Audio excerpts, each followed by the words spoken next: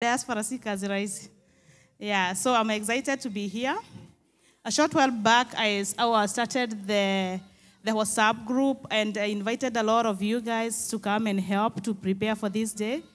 I am so glad to see it happen. I am so glad that you guys came. Yesterday was nice if you came for the dinner. And I will not say anything else. I will just say that tujitume, if you want to see change in Kenya, let's do what people tell me. I work so hard on this movement like I'm running. I am not running for any party, but I am deeply affected by the problems happening back in Kenya. I am a breadwinner of a few families. I educate a few people. So when the education is, when they cancel the funds for school, they affect the shisha, is not working. All of us here send money to somebody, right? If you have somebody you send money to for food, rent, or hospital, raise your hand. It's all of us. We are affected by everything happening back home. So everything happening back home is our business. Thank you so much, Ben, and thank you for even giving me this chance.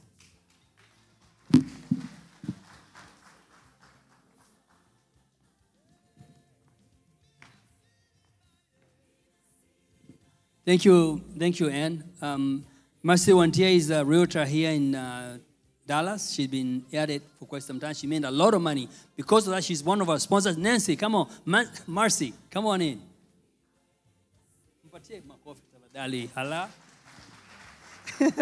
I like that introduction. Mercy Wandia here, but before I say anything, I would like to mention one thing. Each one of you who's living here in the U.S., right, you must be paying some rent, or you must have a mortgage, or you must be paying somebody somehow. So this is Mercy Wandia. I'm a real estate agent here in Texas, and I love helping our people. My community is my #1 priority. Why is that? Because we came here go Sharia. Nema, tuwakire go Sharia. And because we are here searching for something, trying to fill up our sack with money, then why can't we diversify what we are doing, right? Real estate is one of those. Real estate is something that, okay, thank you. Real estate is one of those things that you can actually build real estate wealth. When we are talking about interest and stuff like that, and I hear some people saying that interest rate is a little high right now, but guess what? If you're renting, how much interest are you paying? It's 100% interest because you're actually helping somebody else pay their mortgage, and you're helping somebody else build wealth in that. So I'm here to encourage each one of you, regardless of where you are in life, regardless of how much you're making, guess what? I can help you, or at least if it's not me, look for a real estate agent who can be able to assist you to at least hold something on a piece of earth. On a piece of earth. It can either be land or it can be a property. And I think one of the things that I like saying first is, as long as you're renting somewhere, believe me, you can be able to afford it. You don't have to start high. I start all the way from condominium, something like an apartment complex, and as long as we are bringing our children up here, it's always good to be able to start somewhere. So guess what? It doesn't take a whole lot of money. Right? The other day, I was talking to a client who told me, you know what, Mercy? I have children. I'm making okay money, but unfortunately, I'm not able to save anything. It's like all the money is just going to bills. And I told this lady that, guess what? There is down payment assistance program. As long as you have credit in this America, and that's one of the things that I always say, at least work on your credit. As long as you have credit, it's like you have money. Right? It's better to have credit and no money as long as you're working and your credit looks good. Because guess what? That's what America looks at. When the lenders out there or anybody that you're applying for a loan for, they look at your credit. If it's decent, guess what? There is money right there. Right? So just wanted to encourage everybody, as long as we are bringing these kids here in America, jishikia kitu hapa America, jishikia kitu hapa Texas, ama from wherever you are. Because these kids, you never know. They might just be real Americans. And unless we are taking them to Kenya every year, and they are spending several months over there to introduce them to Kenya. It's okay to build back home, but at the same time diversify here because of our children. I have twins.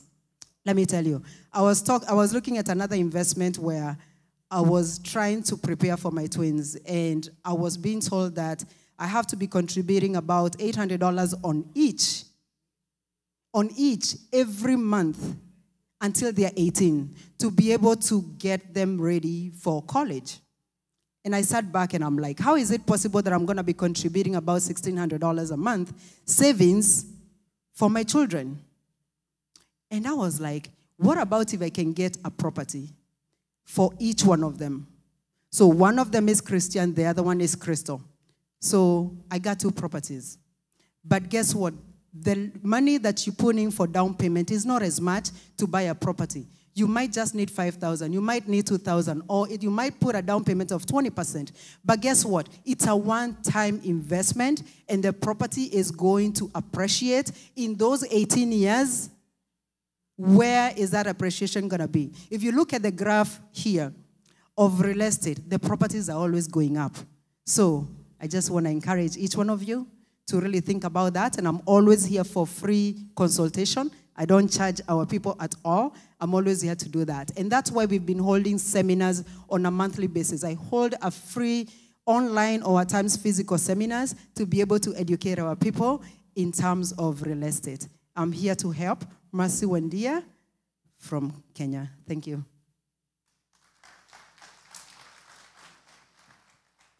Mercy Wendia could never find a husband in Mount Kenya.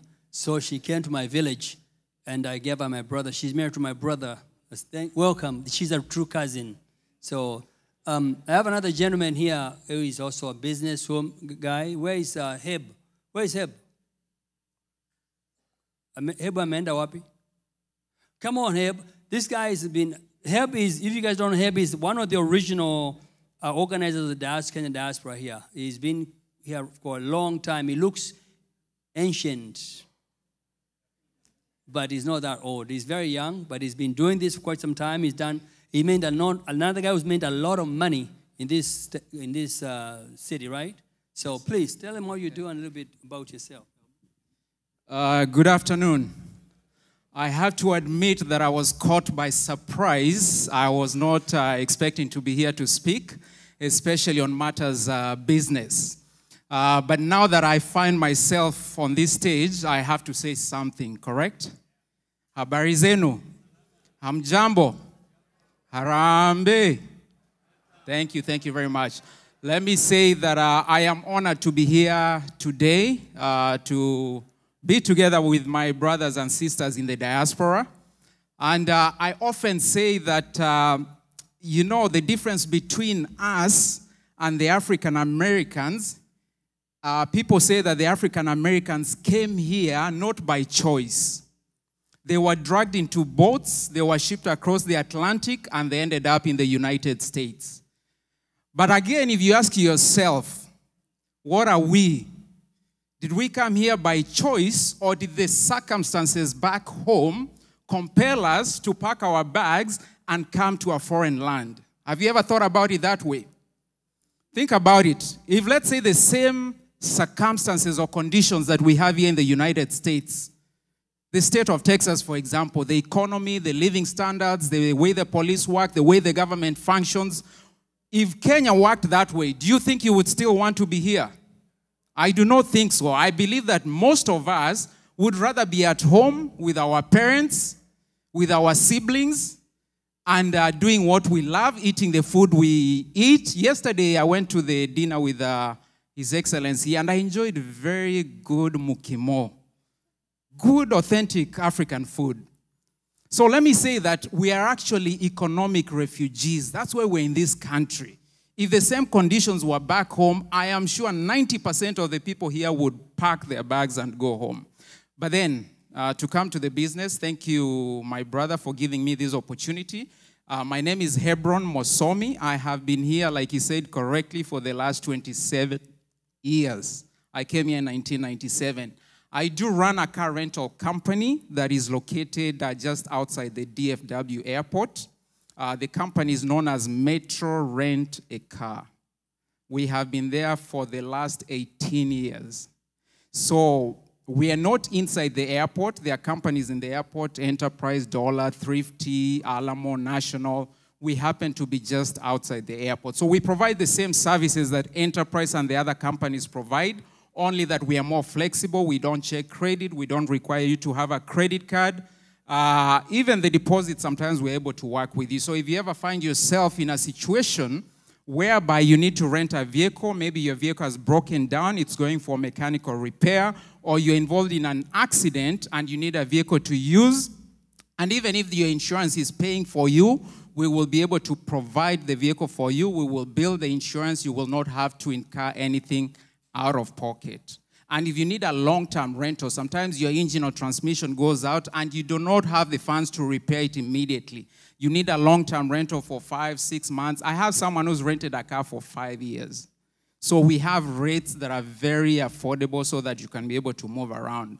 But I am happy to be here. I am happy to listen to you. I am ready to hear the truthful man speak. Thank you, Bwana Benson, for this opportunity, and God bless you all. Thank you. That's the power of diaspora. So in a few minutes, His Excellency will be coming in. So we're going to listen to a few music and before he gets here. So relax, get to know your neighbor. If you don't know them, try to network with them. You might be lucky.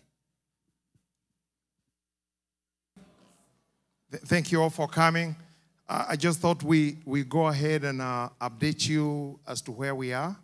Our guest of honor is coming through Allen at the moment on 75 South.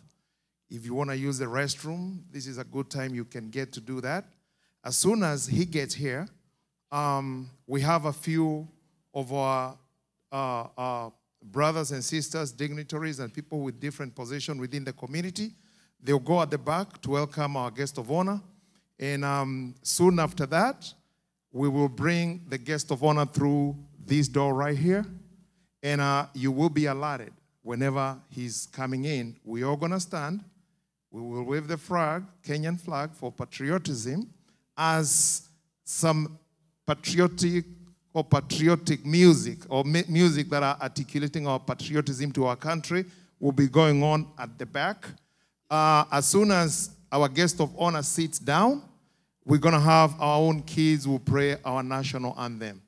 We will be requested to stay standing as they pray the song, and then from that moment, our program will kick off. So I thought maybe we just make sure everybody's updated. The restroom is going to be down through that exit A. You make a left, and there is both the ladies and the gents. Whenever you get out, you will be screened as you come in again, so don't get irritated. But this is a security measure that has been requested by the team that is hosting this function. If you came in with anything to drink, like a bottle of water, we are requesting that you make sure whenever you drain it, you put it in a trash can somewhere or hold on to it. That way we reduce a lot of workload for those guys that are coming behind us to do the cleaning.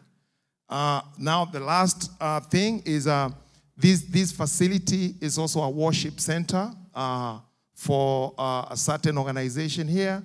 We are requesting that we keep some standards that pertains to our faith. So we request that no liquor, no drinks, or anything of that nature within the compound. Thank you very much for coming. Just continue waiting, and in a few minutes, we will be alerting you as we get started. Thank you so much.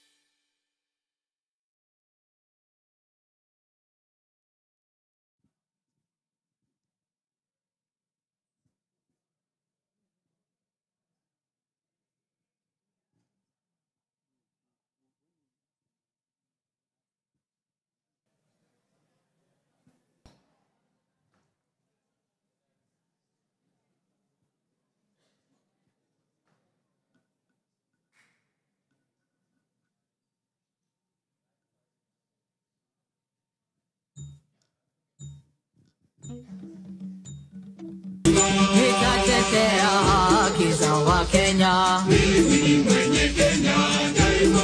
Wala sitakubali ukabila. Mimi ni mwenye Kenya daima. Sitaharibu mali ya wengine.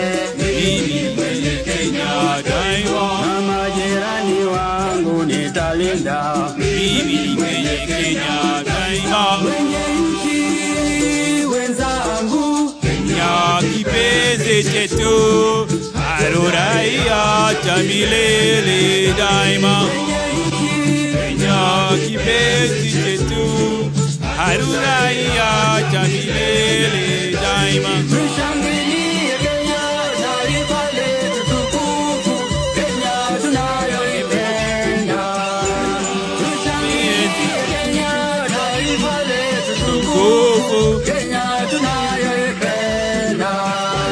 Kenya nchi tunayoipenda. Kenya nchi tunayoipenda.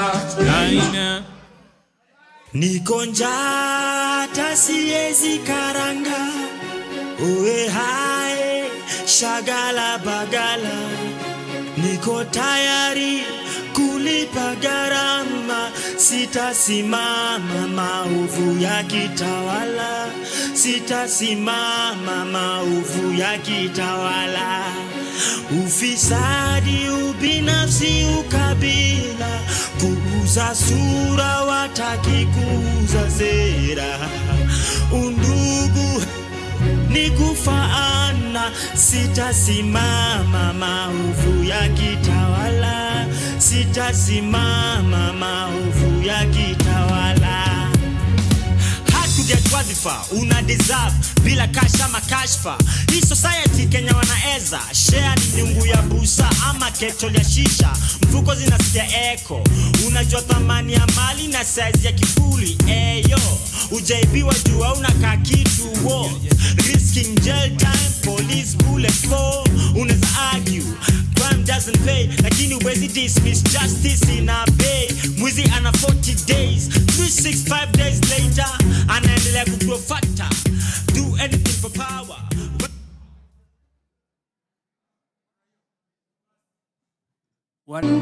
Hey! Karibuni, karibuni. Elvis is in the house. Elvis is in the house. Elvis.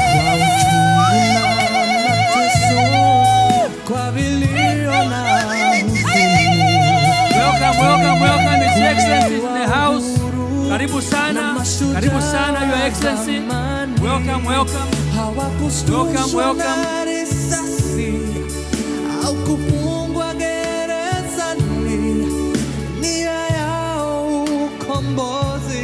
Thank you, Mr. Odiri. You can turn the music down.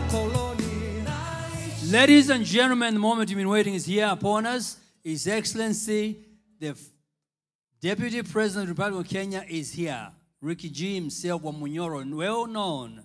Before we get matters taken care of, we must invite the Spirit of God to guide us. Pastor Gwaigwa.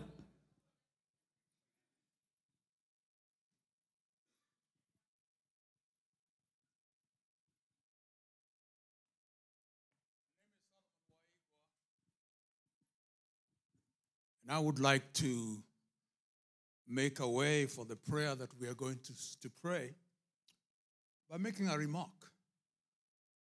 In one village, there was a giant snake called a hydra. It was killing people, it was killing chickens, and nobody could kill it. Because when you cut off the head, 2 more heads would grow. It was called a hydra. They needed a man of truth to kill the hydra. And so the king sent word for a man of truth. And one was found. His name was Hercules. And Hercules killed the hydra for that community. In our country, Kenya, we have a hydra. That hydra has many heads. It is evil. There's the head of corruption, the head of nepotism, the head of tribalism, the head of theft, and the snake. Remember That is the snake of old. He's called the accuser of the brethren, the devil himself.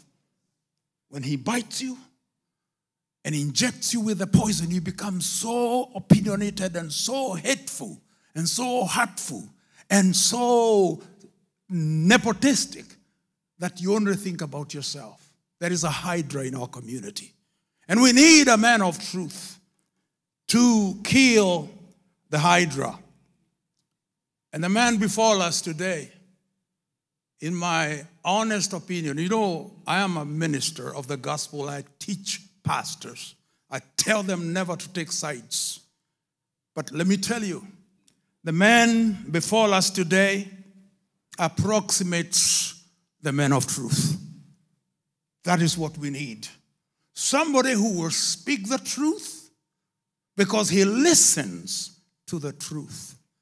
And may I say as we pray that hearing is at two levels. There is hearing, just hearing the sound. Unasikiza tu. Hearing. All right? There is the phonics. You can hear it. But there is another level of hearing which is needed in our country. Because the leaders are hearing, but they're not hearing. To hear and to obey. That is acoustics. You hear acoustically. That means you respond to what you have heard. The man we have here today is a man who listens to our society. And I want us to pray asking that God give us a leader who will listen to Wanjiku, a leader who will listen to the plight of our people. Shall we pray? Great and everlasting Father, we want to thank you for who you are in our lives. We want to thank you because you have brought us to this time when we do need a leader of truth, a leader who listens to the community and resonates to their need. We want to thank you for who you are, because indeed you are God all by yourself, and there is none like you. The man before us is known of speaking the truth. He has been persecuted for the truth. And we want to thank you, Lord, that you have sent him to Kenya for a time such as this. So, Father, we want to pray as we come before you with humble hearts and grateful hearts, thanking you for our beautiful country of Kenya. We thank you for the faithfulness in the past. We thank you for your faithfulness even right now, our hope even for years to come.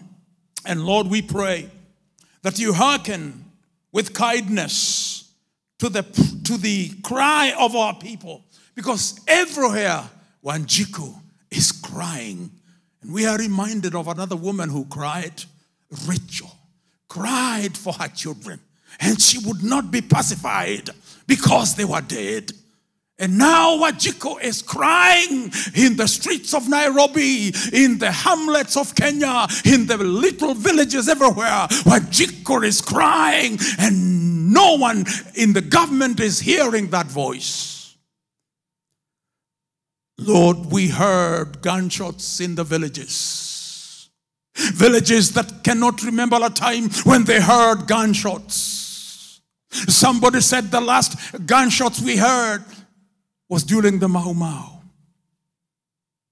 But now, Lord, we have heard those gunshots, not by robbers, but by police dispersing people who are trying to exercise their free given liberty of meeting together. Come, Lord Jesus, heal our land. Come, Lord Jesus, heal our land. We cry with Wanjiku. We cry with Rachel. We cry for the boy child. We cry for our children whose blood has been spilled on the ground. And I'm reminded of that Akorino song that says, akamea mundo angai dega iteka veta ya nyamo kana keimbage yake kehutio ne nyamo kana mundo muhia. The blood of your children has been spilled in the streets of Nairobi and other cities by the government that ought to care for them. Come, Lord Jesus. We join Wanjiko, we join Rachel in crying for the children killed by Nebuchadnezzar, killed by Herod in our time. But Lord, we thank you because there is hope right here. We have hope and we thank you for it. In Jesus' name, amen. Amen. Thank you very much, Pastor Waigwa. Please remain standing. We're going to listen to the acoustic he spoke about, 3 stanzas of the Kenyan national anthem, after which we are going to sing just one stanza, the first one. So,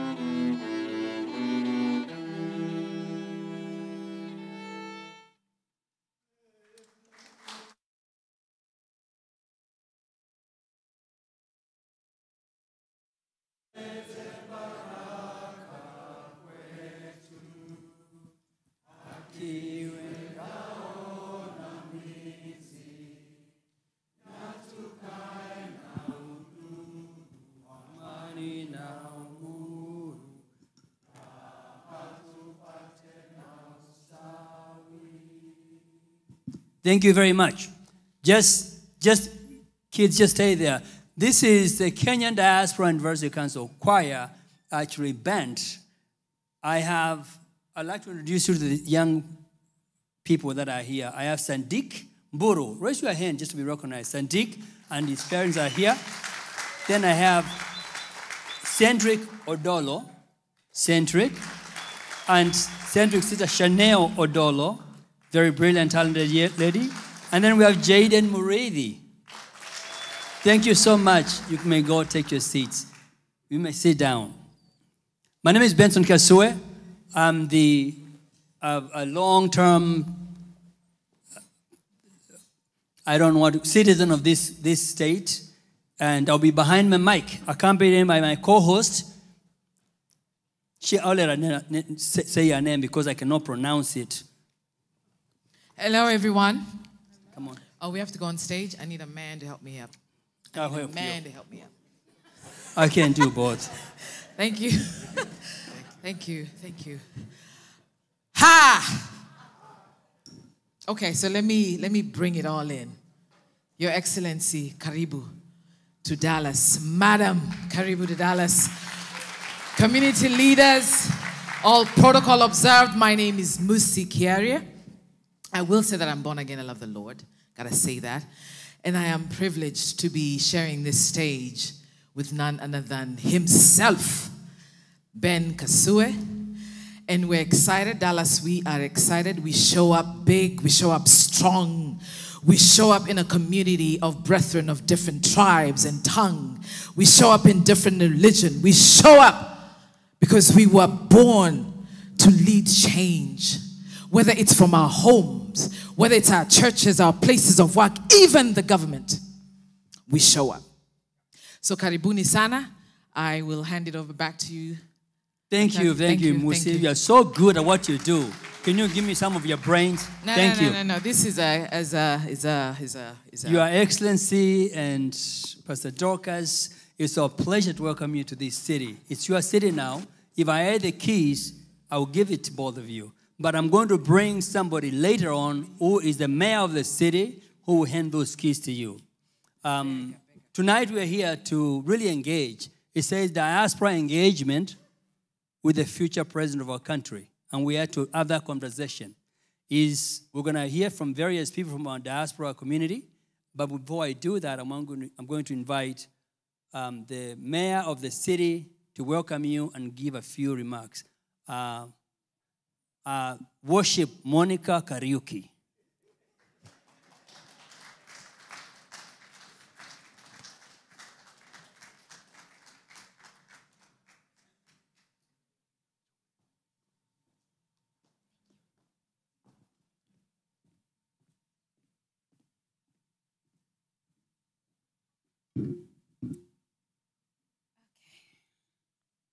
I'm a little nervous, but I'm not going to say Harambe. I am not going to say one term because I found out I am not a politician and I don't say it right. So when I say it, it just doesn't come out right. Anyway, Your Excellency, Rigathi Gachagua, Madam Dorcas Gachagua, religious leaders, community leaders, my fellow Kenyans, all protocols observed. Your Excellency, we are deeply honored to welcome you to Dallas, Texas. On behalf of Kenyan community in Dallas, Fort Worth area, I extend my heartfelt gratitude for your visit. Your presence here means a great deal to us, and we thank you for your boldness, for being outspoken on the issues that matter. We appreciate the truth you've raised, and we thank you for not shying away from uncomfortable conversations. Let me tell you about Diaspora, specifically Dallas. These are men and women of great resilience, hardworking, accomplished individuals who came to foreign land and built successful lives. We have established families, businesses, careers, and places of worship, like here. And yet, our hearts are in Kenya, still at home. We carry it in our names, our food, our faith, and our dreams. Many of us still have families back home. Some of us hope to return permanently, part-time, because East-West, home is best. Your Excellency, I stand here not as someone from Mulima, but I stand here as a representative to our diverse community in diaspora who believe that leadership cuts across. We believe that your leadership offers a chance to make meaningful changes, and we humbly ask you for your consideration on a few issues that matter deeply to us. First of all, we urge your government to establish a consulate, that is when you make it, to establish a consulate here in Dallas. DFW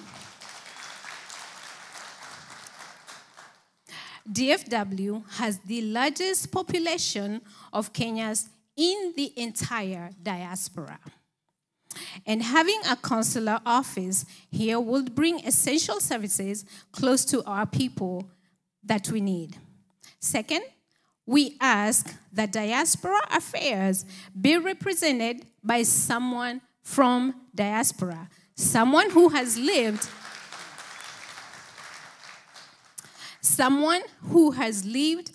our reality, understands our challenges, and can truly speak for us. Beyond that, we are concerned the safety and future of our children. We as parents of kids that have been born here in diaspora take so much pride in our culture. The origin is evidenced as the children you just saw here in stage, playing the Kenyan national anthem. But it is becoming difficult for us to encourage our youth to visit or move back to Kenya when the environment feels so unstable. Remarks from leadership, like authorizing violence against unarmed youth, are very disturbing. No citizen should be dehumanized. The sanctity of life must never be politicized. Never. We also urge that when forming your new government, please do not change the education curriculum. With every administration, from Moi to Kibaki to Uhuru to Ruto, every leadership has implemented changes that disrupt learning. Our children need stability, not experimentation.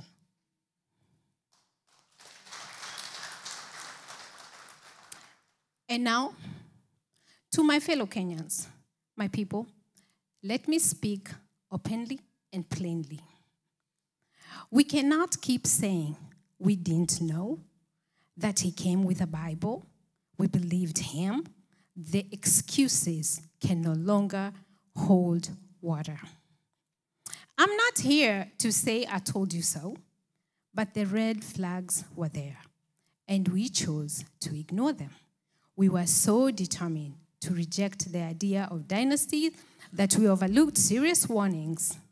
That choice is costing us now. We elected a man whose record we should never have ignored. One mistake is forgivable, but if we repeat it, we will have no one but to blame ourselves. Our children, the Gen Zs, have already paid with their blood. Oh, how painful it is for a parent to lose a child to a police bullet. How much more must we lose so we can learn? My fellow Kenyans, let us not sell our future for kitu kidogo. We should never be divided by tribe, status, or faith. Let us vote based on vision, policy, and integrity. Not who gives us handouts or who sang the loudest. You may be fed today, but what happens tomorrow? What happens to our children, to our generation yet unborn? We lose this generation, I am afraid we lose Kenya. Your Excellency, we thank you again for coming. We welcome you to Dallas, where we do not fear to speak the truth and where we hold our leaders accountable. We will hold you accountable.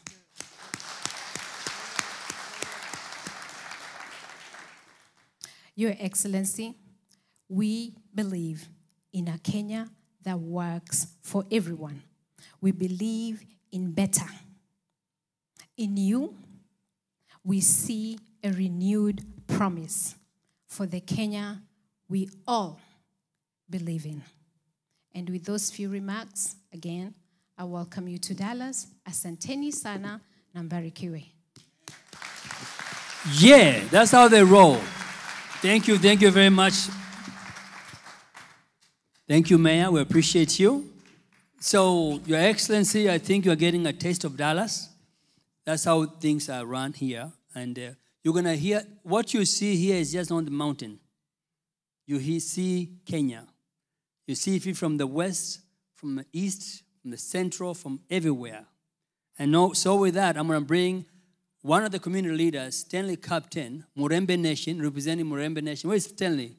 He ran away when he saw you. Where is he? There he is. I knew he would disappear. He would not run away. He represents Murembe Nation to give you a few remarks. Stanley? Thank you, Benson. Murembe boss.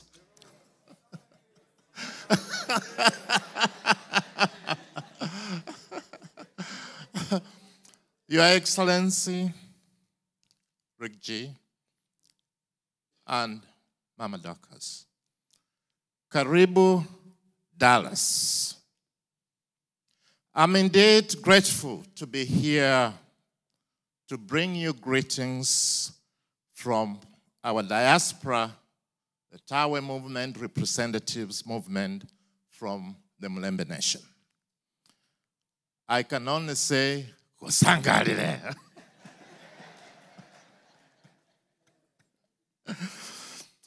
Your Excellency, I'm also carrying a message to you. And we know you have introduced this wonderful terminology of cousins. We appreciate that.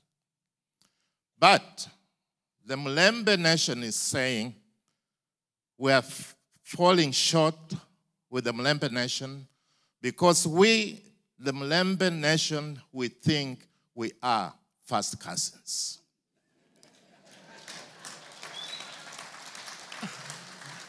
We are cousins with the Murima kinsmen, and the Luya say, Mundu Kumundu. I just want to go briefly and mention a word from the great Chinua Achebe, who wrote, "A man who calls his kinsmen to feast does not do so to save them from starving. They all have food in their own houses. When they gather together in the moonlit village ground, it's not because of the moon. Every man can see it in his own compound. We come together because it's good for kinsmen to do so." That's why we welcomed you to Dallas. Ladies and gentlemen, I was privileged one time to visit Lusaka, Zambia in the early 1990s. And the youth, just like our Kenyan Gen Zs, were in the streets protesting, and their slogan rather was simply, "The time has come, time for change, and the time is now." It's happening in Kenya.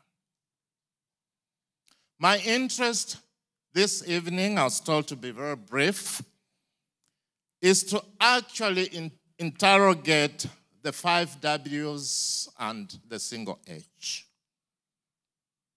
What is it that we want? Why now? When? Today, not tomorrow. Who is the soldier to lead us through? Where? It starts right here, today. With those few remarks, then it comes, how do we do it? And that's what the H is. How do we do it? We have work to do. Your Excellency, we are here to support you, to work with you, and to make sure that the work is done. Thank you so much. Come on, put your hands together for Stanley Captain. I need, Mr. Stanley, you're going to do a double duty here as you help me up. Thank you, thank you, thank you, thank you, thank you. And as we were getting ready for this event, I had the privilege of meeting some sisters who drove from Tennessee. And it was not hot for them. I was surprised because I was boiling in the 100 and something heat. And my sister from Germany, Alice, who traveled all the way, had a loss and death in family. David, who passed, your nephew. And so there's a lot to be discussed on this platform and today. And let me call our next guest who represents Abagusi. Abusinkai Mole. Come on, where my kissy folks are. Loud, I beg. Yeah? Abagusinkai Mole. All right. You have somebody that will represent the Kisii community here in DFW. None other than George Mokwasi. Come on, put your hands together. Your brother. No. Wow. Good evening, Your Excellency, Kenyans in the diaspora, and all protocols observed. Good evening. I'm here just to, I'm not the representative of the Kisis. I even don't know how to speak Kisii properly, but I am a cousin. I am one person that I just want to take you back to where we don't want to go back in 2027. I was born and brought up in Kericho,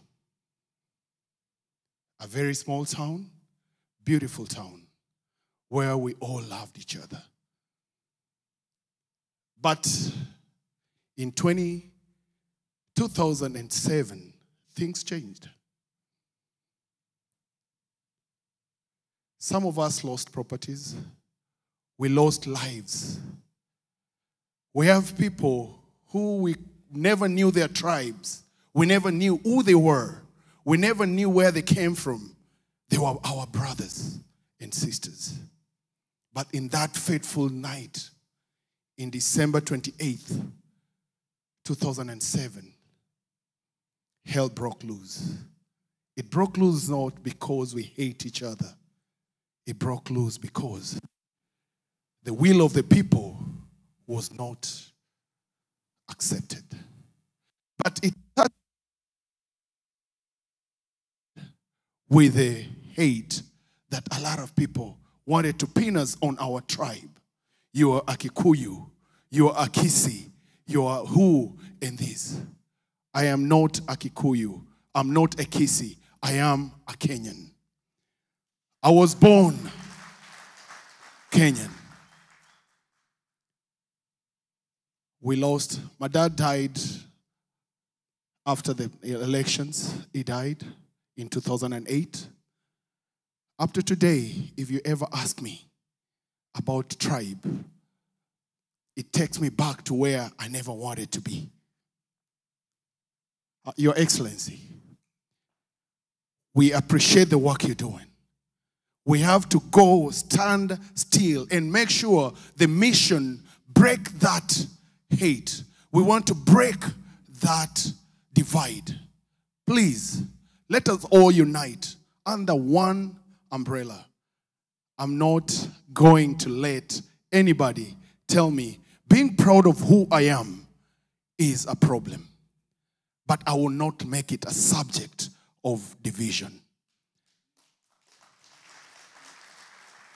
Today, I stand before you, Your Excellency, just to tell you this. Kenyans, we are tired. If we don't watch out, 2027 will be worse than 2008. If we let that snake that Pastor prayed about come and bite us again. Our friends here in Dallas, I know many, you will never know where we come from. We are all together. When one of us has a problem, we all stand together. It's never going to be a Kisii. It's not going to be a Kikuyu. It's not going to be a Luya or a Kamba. I'm not going to be identified, or I'm not going to be divided by my second name. That is just an identity, and I cannot change that. So let us all stand together and say, Arambe! Arambe! And that one term does not tell us we divide. Let us stand together and fight that one common enemy, and that is nepotism, tribalism, and what else? Corruption. Things, man. You cannot even afford to buy that motura. If we let him continue, you won't even buy that motura. So please, Kenyans, let's do the best we can to take that common enemy that we have and bring Kenyans where? Together. Wa Kenya, tuseme hivi, twajivunia Kenya, taifa letu tukufu, Kenya tunayoipenda. Kenya yetu tunayoipenda. Wasiyependa Kenya, yeye siyo Mkenya. Kenya tunayoipenda. Wa Kenya, Kenya kipenzi chetu, hatutaiacha milele daima. Kenya kipenzi chetu, hatutaiacha milele daima. Asante sana Bwana Mukwasi. Thank you so much. I think we're working this okay, Your Excellency. I hope you give us a little more time to enjoy ourselves. This is a real celebration for us. We don't get to see you every day. You are out there really slaving for us, and we appreciate you doing that. We are being stoned, shot at, but you are still alive. We're with you. There's a guy, I was in Kenya just recently. I got back last week, and I traversed Narok County and Kajiado County. And the only question I asked the people that I met who didn't know me, I said, okay, what is the politics in this area? And the only answer I got was one from different people. What is your politics? Exactly. So I'm going to bring you a guy from the Maa Society, the tallest man we have in Dallas. So Letinga, please come forward. This is all we have.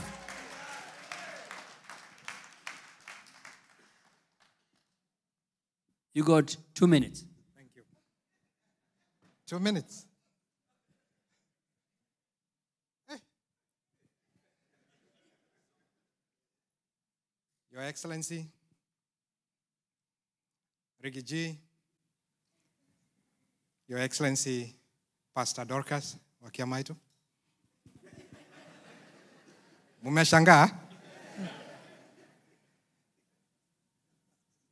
All leaders of the churches represented here, leaders of the community here in DFW, and all protocols observed. Jambo. Hey, kwani mnasikia baridi kidogo? Tuko na Rigathi hapa.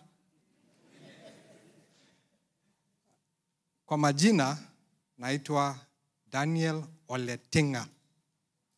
So Benson, jina yangu sio Tinga. Oletinga. Umesikia?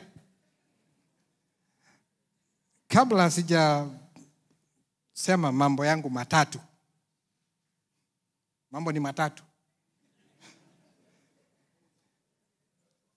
Ningependa kwanza kusema kitu cha maana. Very important thing kwa hii roho. Kikwetu, huwezi kuwa mwanaume kama hujapewa moto. Nani anajua maana ya moto ni nini? So, mimi nilizunguka, unajua huko kwetu ni jangwa kidogo. So kwa wale wasikii Kiswahili, leo tumesahau Kiingereza kidogo. Huko kwetu ni green wakati kuna mvua. Wakati wa kiangazi iko shida. Sasa mimi nikasema kwangu lazima niwe na moto imetoka mahali green. So kwa niaba ya Wamasai walioko hapa, ningependa kuwaonyesha yule mnasema kwa jina ingine verified. So verified wangu ametulia pale. Hebu simama. Tuseme tu. Alafu kitu cha maana, nilienda mlima, niteremka kwa kona ingine. Sasa nikakuta mahali inaitwa Nyeri. Mshaisikia mahali hapa inaitwa Nyeri? Sasa nikapita kona ingine kidogo inaitwa Kirete, ukielekea Nyeri town. Nikaenda Tetu. Sasa hapo tu karibu na kwako nikapata mtu mweupe. Na nikafurahi sana. So nyinyi mnasema cousin.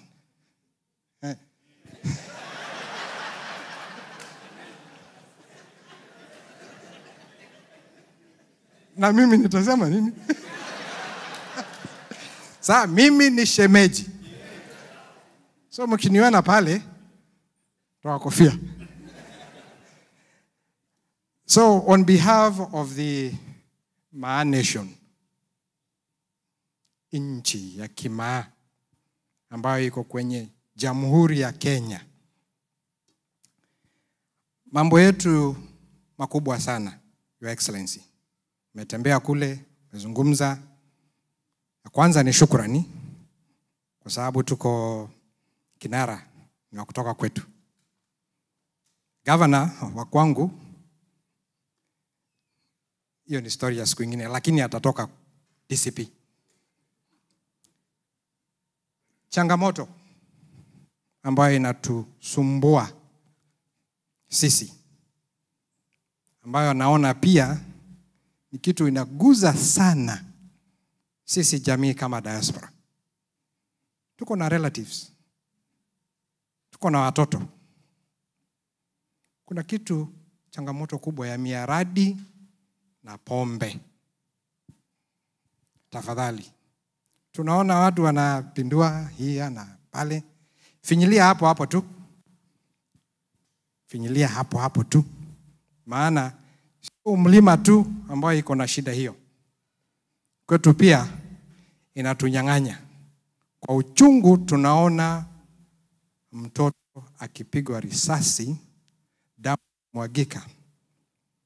Lakini kwa kila meza, kwa kila nyumba, tunalia kwa sababu ya mihadarati na pombe.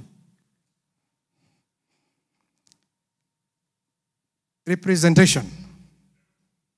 Meya wetu Bwana Monica amesema kitu.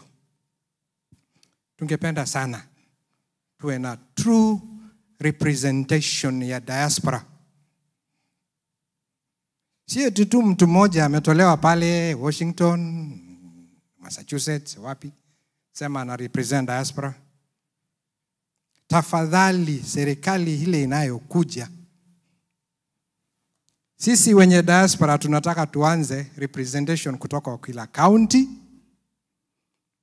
kwa kiti ya Senate, kwa kiti ya Parliament. Si pia CS inatutosha? Sisi watu wa diaspora tunatuma pesa ama hela nyingi sana nyumbani. I think sisi sasa ndio tuko namba moja. Tunaishikilia nchi ama jamhuri yetu. Mimi naona tu watu wanazunguka, tunatafuta FDICs. Kwa nini msitafute diaspora na hela yetu? Mtushike mkono tuweze kuwa na benki zetu, ama nyinyi hamtaki community cooperative society zetu, ili na sisi tuweze kusimamia investment yetu, tuweze kuwa watu ambao wanaingia kwa infrastructure bonds, not just simple kidogo kidogo tu treasury bills na vitu kama hizo. Hapana. Tunataka kuwa kwenye meza ambayo mnasema leteni 40% ya nyinyi watu wa diaspora na mpate 55% return.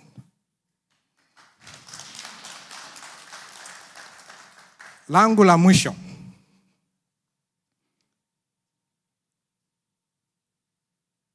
Kwa hii mtaa hii ya Texas, especially DFW, I think we have the largest congregation of Kenyans in the diaspora here. Ama hatupo? Kwa wale wanataka ID, anaambiwa teremka DC. Kwa wale wanataka passport, fuata hivyo hivyo tu. Kuna kitu imesemekana tunahitaji. This time round we demand kwa serikali ijayo mtupe consulate hapa Dallas.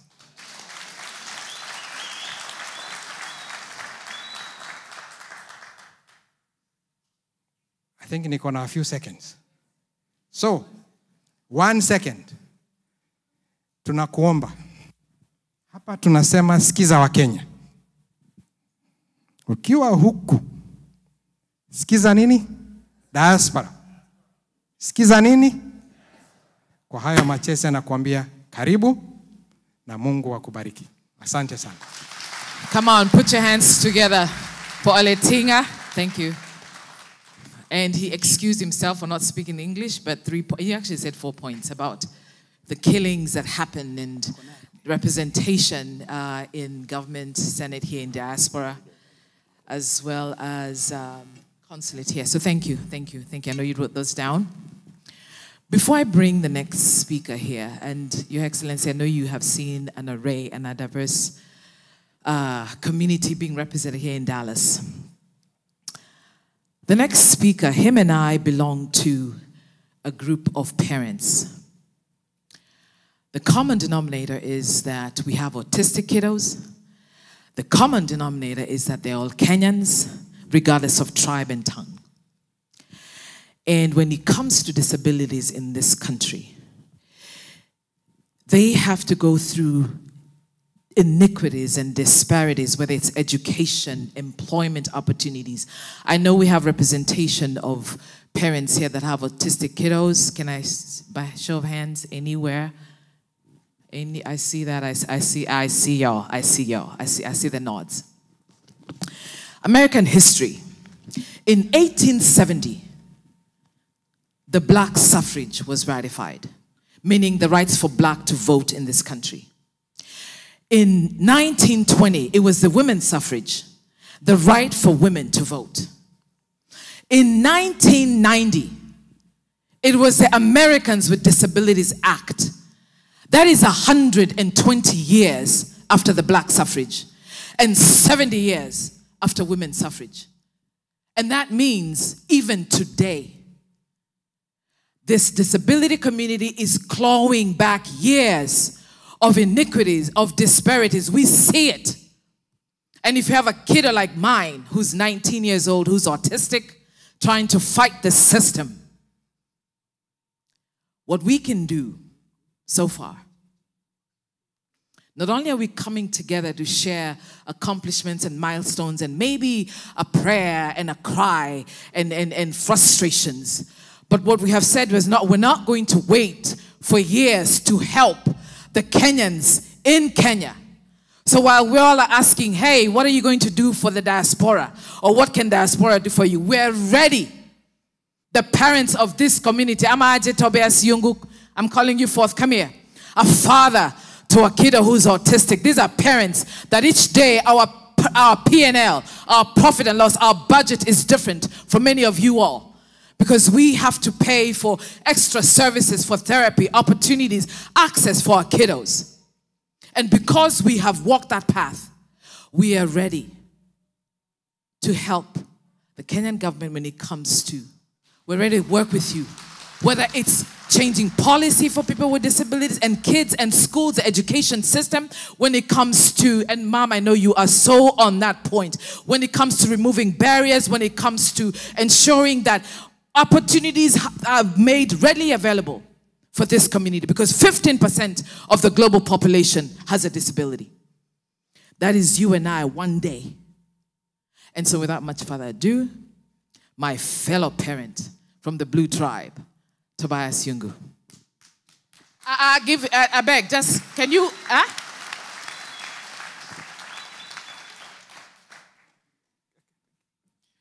Thank you, Musi. Thank you for that introduction, Your Excellency Rigathi Gachagua and Her Excellency, and all protocols observed.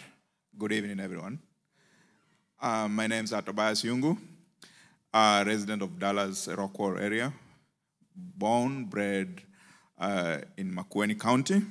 So I stand here as one of the community leaders within that Cousins tribe. So I'm a proud cousin. So, yeah, and today I want to speak frankly, not as a politician, not as a supporter of any camp, but as someone who deeply loves Kenya, because our country needs truth. We are gathered here at a time when Kenya stands at crossroads. Back home, families are crying out under the weight of high taxes, joblessness, corruption, Gen Z deaths, and a growing sense of betrayal. Yet in political meetings, we often focus on personalities and power. Who will win in 2027? Who will serve one term? Who is loyal to whom?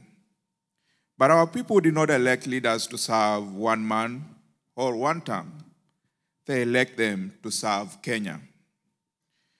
Let me be clear. We in the diaspora are not just spectators. We are stakeholders. We send billions back home in remittance. We support schools, hospitals, families, and even some county projects. Yet our voices are often ignored. That has to change, and that is what we're crying for. We cannot clap for empty promises. We must demand measurable progress. What's the plan for ensuring that our institutions serve Kenyans, not politicians or individuals? What's the plan for reducing youth unemployment? When will corruption truly be punished, not just televised? What is the plan for the united opposition to unite Kenyans, not just unite themselves? We must focus on systems, not saviors. We need long-term strategies, not short-term slogans. We need inclusive economic reforms, not divisive ethnic calculations. Let me say this to our leaders. Don't just campaign, you need to govern. Don't just build legacies. We need to build institutions. Because history will remember not how loudly you spoke, but how wisely you led. And to my fellow Kenyans in the diaspora, let's be the mirror Kenya needs. Let's organize, invest smartly, speak boldly, but also build. Let's stop being used for just political opportunities. But let us be seen as partners in progress. As we host His Excellency Rigathi Gachagua, let us not flatter, but challenge. Let us not just ask for recognition, but accountability. Let us remind our leaders that loyalty to Kenya must be greater than loyalty to any one man. Because Kenya is bigger than one term, bigger than any administration, and certainly greater than any tribe. Thank you, and may God bless you, and may God bless Kenya.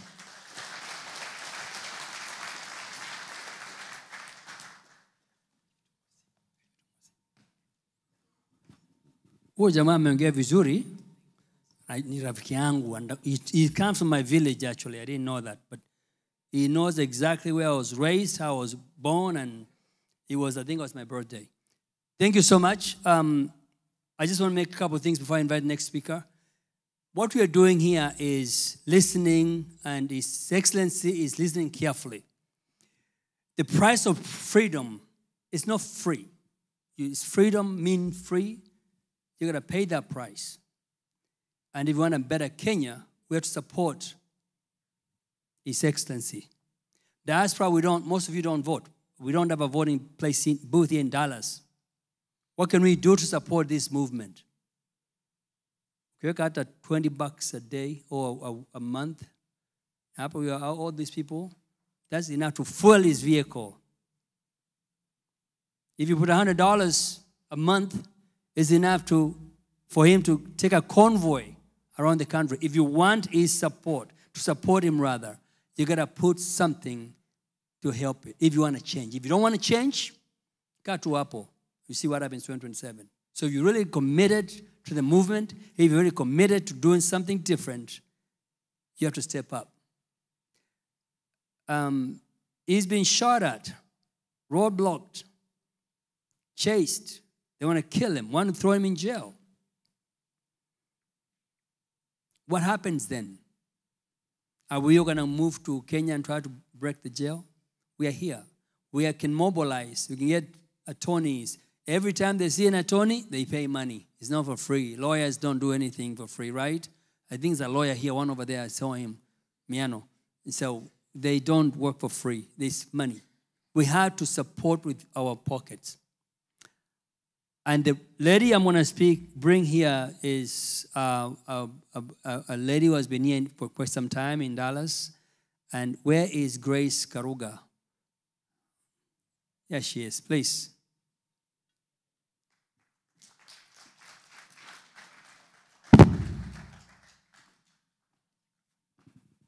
Thank you, son.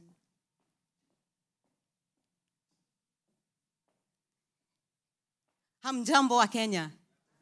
Wa Kenya oe. Wa Kenya oe. His Excellency Rigathi Gachagua, Mama Pastor Dorcas, all protocols observed. My name is Grace Karuga. I am a resident of Dallas. I am here today to talk about Dallas and the women of Dallas. His Excellency, when I look around this room, I see more men than women. I see women, and I appreciate you all. We all know that women are the backbone of any successful democracy, right? Without women, none of us would be here. Women, given a chance, will take any democracy from where it is down there to up there. Now, Your Excellency, here in Dallas, we have great women. All these women that you see here, they left something to come here and have their voices heard. They want to have a seat at the table when the decision making is taking place. These women in Dallas are doctors, they are nurses, they are IT professionals, they are engineers, they are great mothers, they are passionate women. These women want to take part in a democracy that is just, a democracy that is inclusive, a democracy that brings peace, a democracy that is there for every one of us to be a mother, a father, a grandmother, and a grandfather. So we want to see our children grow and have children so that that rightful democracy can proceed on for generations to come. Now, His Excellency, as I stand here, I urge you and the next government that you'll be part of, please give the women of Dallas, give these great women a seat at your table, and you will never be disappointed. Thank you so much. Karibuni sana. Enjoy Dallas. Enjoy the heat. Tunawapenda sana. Thank you.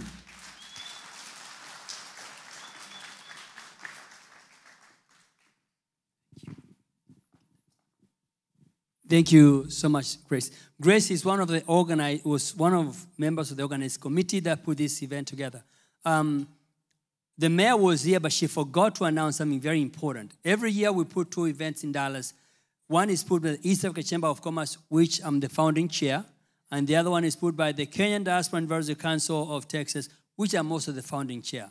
So that event for East Africa Chamber of Commerce is September 19th to the 21st. It's a place where we bring businesses together and invite the East African community to come and do trade here. And so we also, Your Excellency, please feel free to come to our event.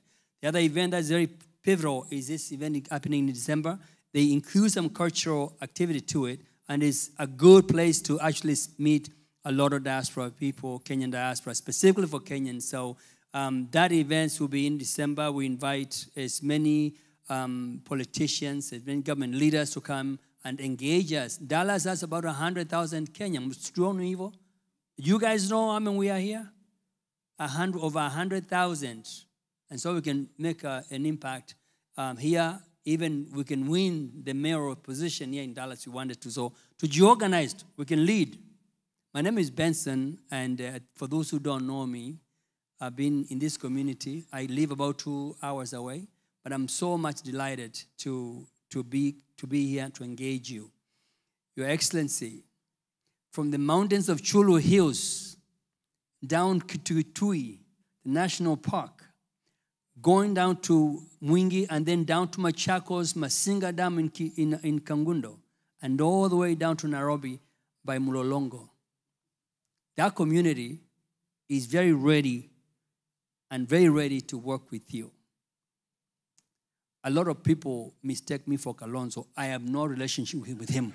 I can assure you that. But ni rafiki yangu sana, mwambie nilimsalimia. So, but we are in this to win this thing. If we don't unite, we have a problem in 2027. Do you guys want that problem? Munataka? Arambe! Arambe! I'd like to invite the chairman of this planning committee, who has been working so diligently to make it happen. We are coming to the end. I know you are here to listen to His Excellency himself. We have some few things we want to share with you. But before we do that, we'd like to invite our chair, Alex Karundu, who is also a former chair of the Kenyan Diaspora Advisory Council, to share a few words with you. And invite His Excellency as well. Oh, thank you. Your Excellency, before I give my remarks, there are a few people. Kwanza nisalimiane, Anjambo wa Kenya. Harambee. DCP. Ni kama hatujaelewana hapo, mshike. DCP. One Kenya. One people. One Kenya. Harambee. Very good. I recognize a few people who have traveled quite a distance. We have our ladies from Germany.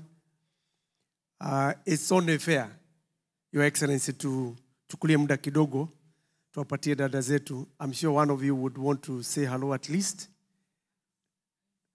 Alice, do you mind? I'll share my minute with you. Tumpigieni dada yetu makofi. In respect of time, kindly hurry up. I also want to recognize, Your Excellency, your permission, the National DCP Diaspora Body, led by our Chair Gikonyo. Perhaps they will come in later with your time. Wanja, Jeff na wengineo. Tumpigieni dada yetu makofi ya nguvu. Yeah, hello. His Excellency Rigathi Gachagua and Mama Dorcas. Don't worry. Yeah, hello. Hello. His Excellency Rigathi Gachagua and Mama Dorcas, karibuni sana hapa Texas. I'm from Germany. I just came to visit my daughter. And coincidence, Rigathi Gachagua was supposed to come here, so it was just a coincidence. You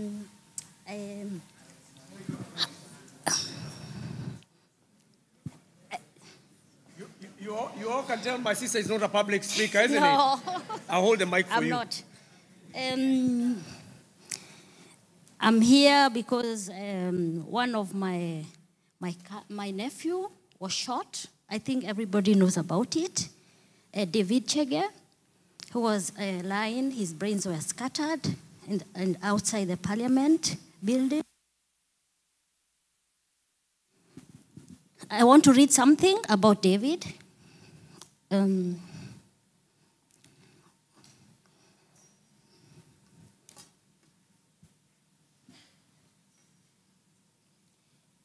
So here I go.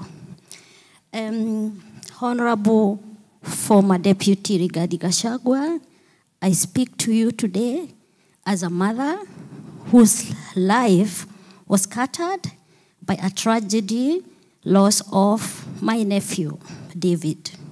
He was shot and killed during last year's demonstration, a young man full of kindness, faith, and promises. Since his death, our family has been engulfed in pain. No parent should have to relive the horror of losing a child, especially not through this cruel repetition of images of his lifeless body shared over and over in the media. It is a wound that never heals.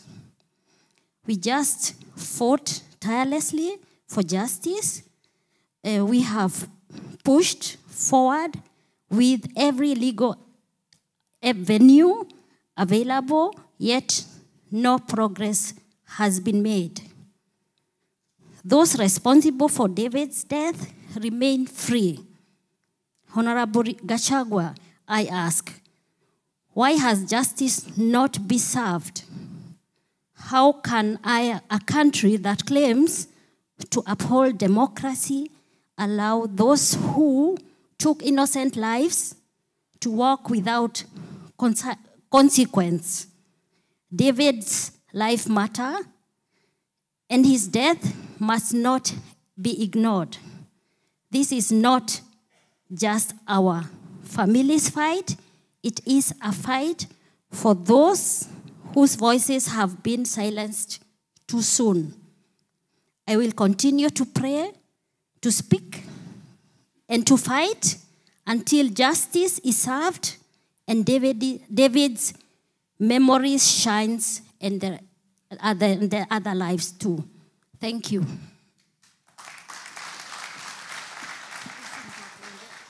Thank you, Alice. Our prayers to your family. And as Kenyans, we stand together and we can assure you none of a bigger fighter than His Excellency. And I'm sure one day, sooner than later, those pains will be no more. And it is of quite importance for all of us to pay tribute, indeed, to all those young men. And they join the list of the heroes of our republic. I am confident there are other people who would have wanted to speak, but in respect of time, Your Excellency, I see there is a Gen Z, Nick Karaoke. We probably would give you a chance later, depending how we finish our time, but we want to recognize that everybody has a space. And His Excellency Rigathi had told us not to censor anyone. He is recognizing that we live in an area or a government that wants everything to be told like sycophants. That's not who this gentleman is. He wants people to have the freedom to participate and to feel accommodated. So, Gen Z Karaoke will give you a chance, perhaps towards the end, to hear your question. I'll be quite fast because time has moved quite a bit. All protocols observed. Your Excellency, my name is Alex Karundu. I am the Chair Emeritus of KDAC. The lady that spoke at the beginning was elected upon my end of term. I am a proud servant and a hero of this diaspora of Dallas, Texas, and the larger US. I've lived in this country for some time. But above all, I'm also a patriotic Kenyan, a son of Kiambu County, and proudly going to be a candidate under DCP party for the Kiambu Township Member of Parliament.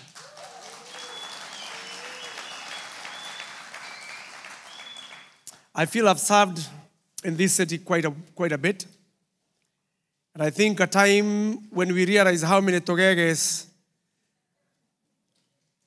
for those that may not understand the name Kagege, we were told yesterday by His Excellency is one level below a moron. Imbecile, something. Something. He said it very well. So we have a lot of them back home, with all due respect. But we do want to ensure that when His Excellency comes to the government, he's surrounded by people of intelligence, people who can argue, who can participate in the democratic process of our country, and above all, will govern from a center place of knowledge. I also do recognize, currently we have a member of parliament with us. I will give the duty of inviting His Excellency to you, Mheshimiwa. Maybe I should repeat this. When I say DCP, tuseme sikiza ground. DCP! Nikisema harambe tuseme nini? Harambe! Nikisema Kenya moja tuseme yes we can. Kenya moja? Yes, we can. Kenya moja? Yes, we can. Excellency, People's Deputy President, history is more than path left by the past. It influences the present and can shape the future. We meet today here in Dallas as patriotic Kenyans, first to show our unwavering love for our motherland.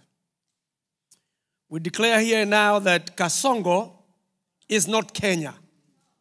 And Kenya is not Kasongo. Kenya is bigger than an individual. We saw one time when he said, kama siko Kenya na hakuna Kenya, Mr. President, you are dead wrong. Kenya belongs to all of us. We are only pass-by, caretakers of our country. Many years later, most of us will be gone, 50 years, 100 years, but Kenya will remain for our children. So here as well, Mr. President, from here in Dallas, we are acutely aware Kenya is more than you. Kenya belongs to all of us, from the coast of Indian Ocean to the northern border of Mandela, to western north, to Lake Victoria, southern border of Namanga. We are one Kenya, indivisible, undefeated. We are Kenya one. Na tu Kenya ni yetu sisi wote. From brothers to sisters, cousins to shemejis, we are one Kenya. Excellency, Pastor Dorcas, and our dear Deputy President, People's Deputy President. We want a country that governs by a rule of law.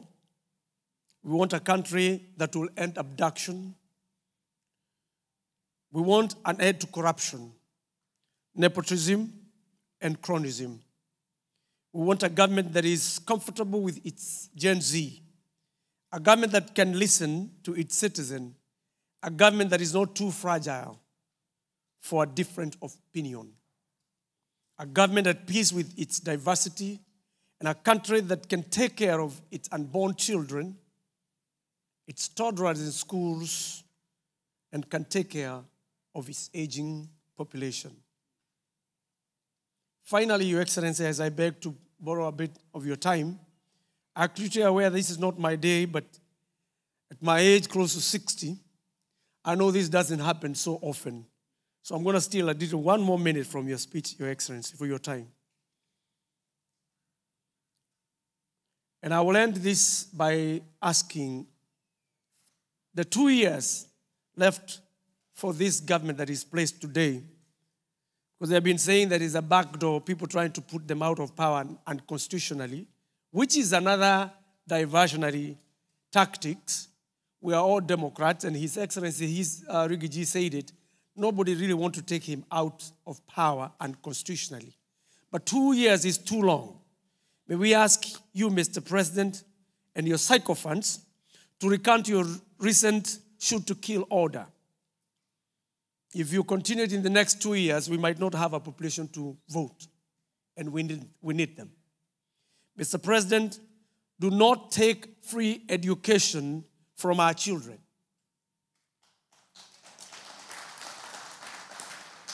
Our parents are already suffering from your failed economic policy. They cannot afford to dip their pocket further. Keep the education the way you found it. We'll improve on it when we come back. Improve the university funding program or return it to a former model. It's bringing confusion and uncertainty. Mr. President, scrap the contentious SHE and SHA health programs. Either you improve on UHC that was already on rollout from the previous administrations, or just return it the way you found it. Tutaifanyia sisi wenyewe tukiingia. It's not perfect, but it doesn't have to be scrapped. It doesn't need billions to be scrapped and renamed. 104 billion is too much to change a name NHIF to SHISHA. We can do better. And finally, Naruto, stop showing a seed of disunity within the church by assembling corrupt men of color in an attempt to forcefully build a 1.2 billion chapel, a state house, which is a unifying house. This is not Sugoi home. State house belongs to all of us Kenyans. And Kenyans are people of all faith and creeds. If anything, if we were to look at priorities right now, we see our children go in mud schools, being rained on in hot suns and wet weather. 1 billion can build schools and classes, let alone 1.2 billion to be put in a church. What will happen if a Muslim take over a state house along the line of our history? Would they put a Muslim, inaitwa nini, mosque? What about a Hindu? What will happen? Wataweka temple. Na wale ambao hawana sababu wako tu, watazibomoa. Tuache mchezo bwana. Keep our state house the way we know it. As an alternative leader, Your Excellency, today, it's fallen upon you to speak truth to power on behalf of all Kenyans, to tackle the economic turbulence at home, to protect the health of those without wealth, and to seek that precious balance between security, which is too often threatened, and human rights, which are too often denied. Our dear Rigathi, history is not the burden of you or any man or woman alone, but you have met some special share of its challenges in the last 1 year. It's a duty that you have discharged with dignity, determination, and distinction that are widely admired. As Abraham Lincoln once observed, that near all men can withstand adversity, but if you want to test a man's character, give him power. What you have shown us when you were deputy president is resilience, adherence of call of service, your tenacity to keep this government running and under observation with minimal resources can only make us do better. Finally, my people, running a campaign is not a beauty contest. Mimi nawaomba tu kama wa Kenya. While our Gen Zs are giving their ultimate prize in Kenya, shall we please reawake the spirit of supporting to the cause of our justice and rule of law in Kenya by donating to various programs that will end up the despotic government of Kasongo. We'll be rolling out a few programs.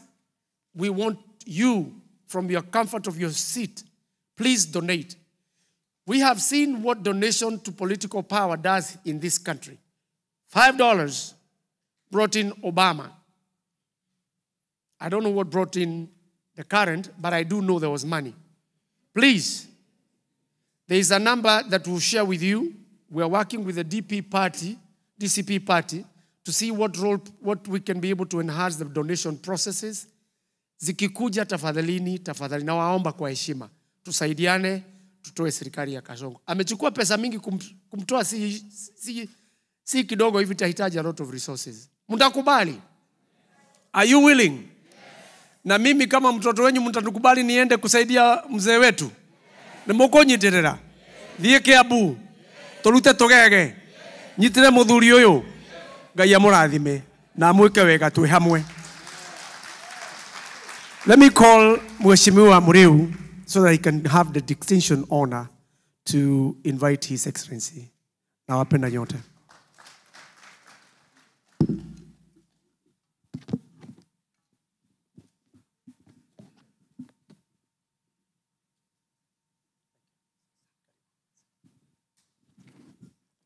Your Excellency, the Deputy President of the People, Rigathi Gachagua, Mama Dorcas Gachagua, all the great people of this great state of Texas, the leadership, all my cousins, hi cousins, hi Makuzo, hi my brother, hi my sister, asanteni sana. My name is Wakili Edward Muriu. I'm a member of parliament for Gatanga constituency. Na mimi nimekuja hapa Texas to give company to my party leader na pia kusikiza ground. Kule nyumbani wameamua kwa kauli moja ni one term.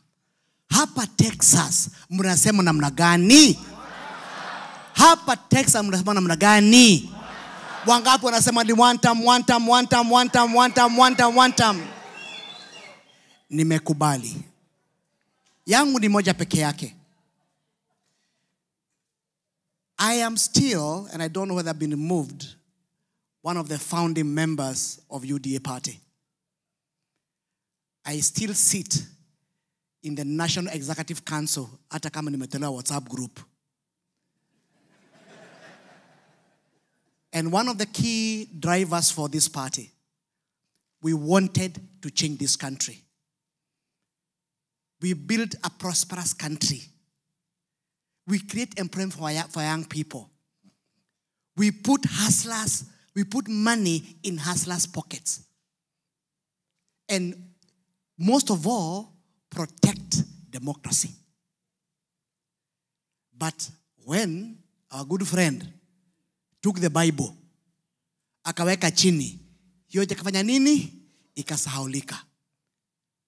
I'm very, very proud to see you people here because you're in the diaspora and you might assume that you're not concerned about what's happening at home. But I've seen the passion about from all the way from Seattle, Boston, down here in Texas. I've seen the passion which you have for your country. And I'm very, very proud. And I know when we join hands, we shall do something. Most importantly, you've seen the kind of demonstrations which have happened to our country. Those demonstrations has come as a result of frustrations, lies, corruption, and insensitive government of Mr. Kasongo. But the most unfortunate thing is this: even when people go to the streets to demonstrate about corruption, lack of employment, stifling of democracy, health services not working, universal services not working, instead of the government listen to the people, now he has ordered anybody who is going to demonstrate must be shot in the head. That is a position. So I urge you, I'm very proud that you are together to make sure hii serikali inaenda siku mo? One, mko tayari? Asante sana. Yangu ni machache, na kwa sababu His Excellency hapa ako na haraka na pia master ni kidogo, let me take this opportunity. I take this responsibility. Niwaulize kwa heshima kubwa, muamke juu, tumkaribishe the party leader, the deputy president of the people, His Excellency Rigathi Gachagua. Karibu sana. Karibu.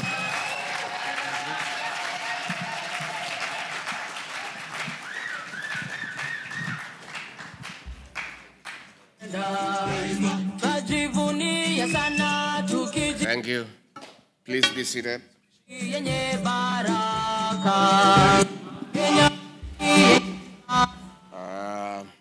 Dallas way. Dallas way. Good people, God is good. And all the time.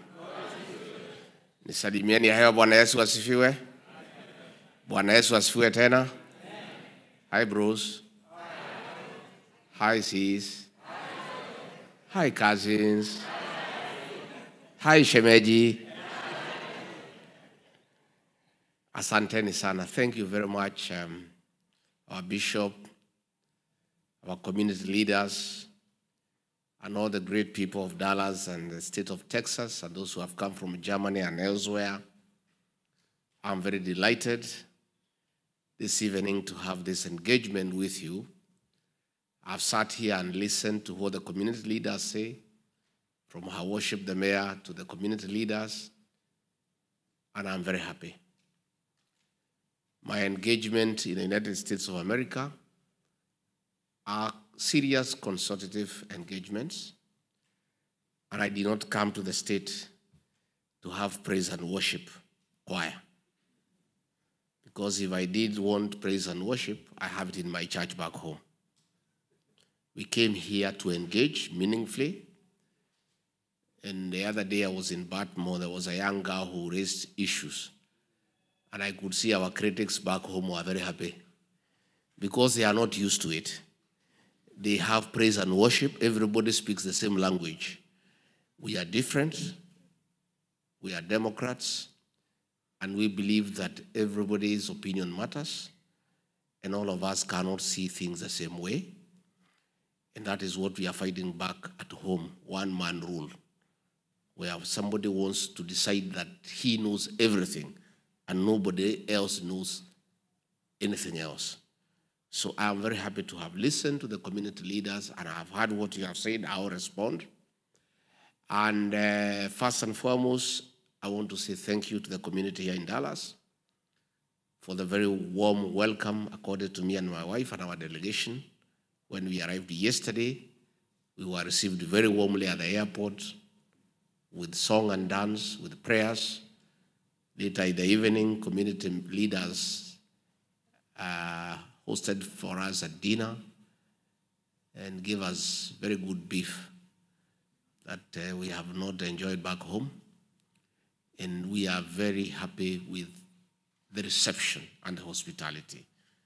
We have been shown a lot of love and compassion. We feel very loved, and we are enjoying it every minute. In fact, if time could allow, we would stay a little bit more. You know, at home tumezoea kutupiwa tear gas, nini, kukaswa. Sasa nakuja hapo nakaribishwa na wamama na nyimbo, tunakula nyama, tunakaa vizuri. We are enjoying it. So we are here, and I want to say thank you. Number two, I must say I'm very happy to find our people from Kenya doing well and doing great, having settled here and succeeded in what they came to do. That is the Kenyan spirit of hard work and getting things moving wherever you are all over the world. You people came here in search of greener pastures to expand your territories, and you have succeeded. I've seen beautiful homes owned by the people of Kenya. I've seen good businesses run by the people of Kenya. You guys have come here right in the center of America and succeeded. I want to say congratulations. Pongezi. I'm also very happy to find that Kenyans are united and they love one another. And you stay together as the people of Kenya. I am very happy, and that is the spirit. This is a meeting of all communities. You know, our detractors back home, because they are very unhappy that I'm a truthful person, they are never able to deal with my truth because I only speak facts and the truth. So all the time they try to pin me down by saying that I'm tribal, I only talk to my people. Since I came to the US, all the meetings that I've had are for Kenyan communities. And what has happened here today is a testimony. The Ma were here. Na wewe mtu ya Ma. Ujue culturally, hii wasichana yote ya mlima, they are my daughters.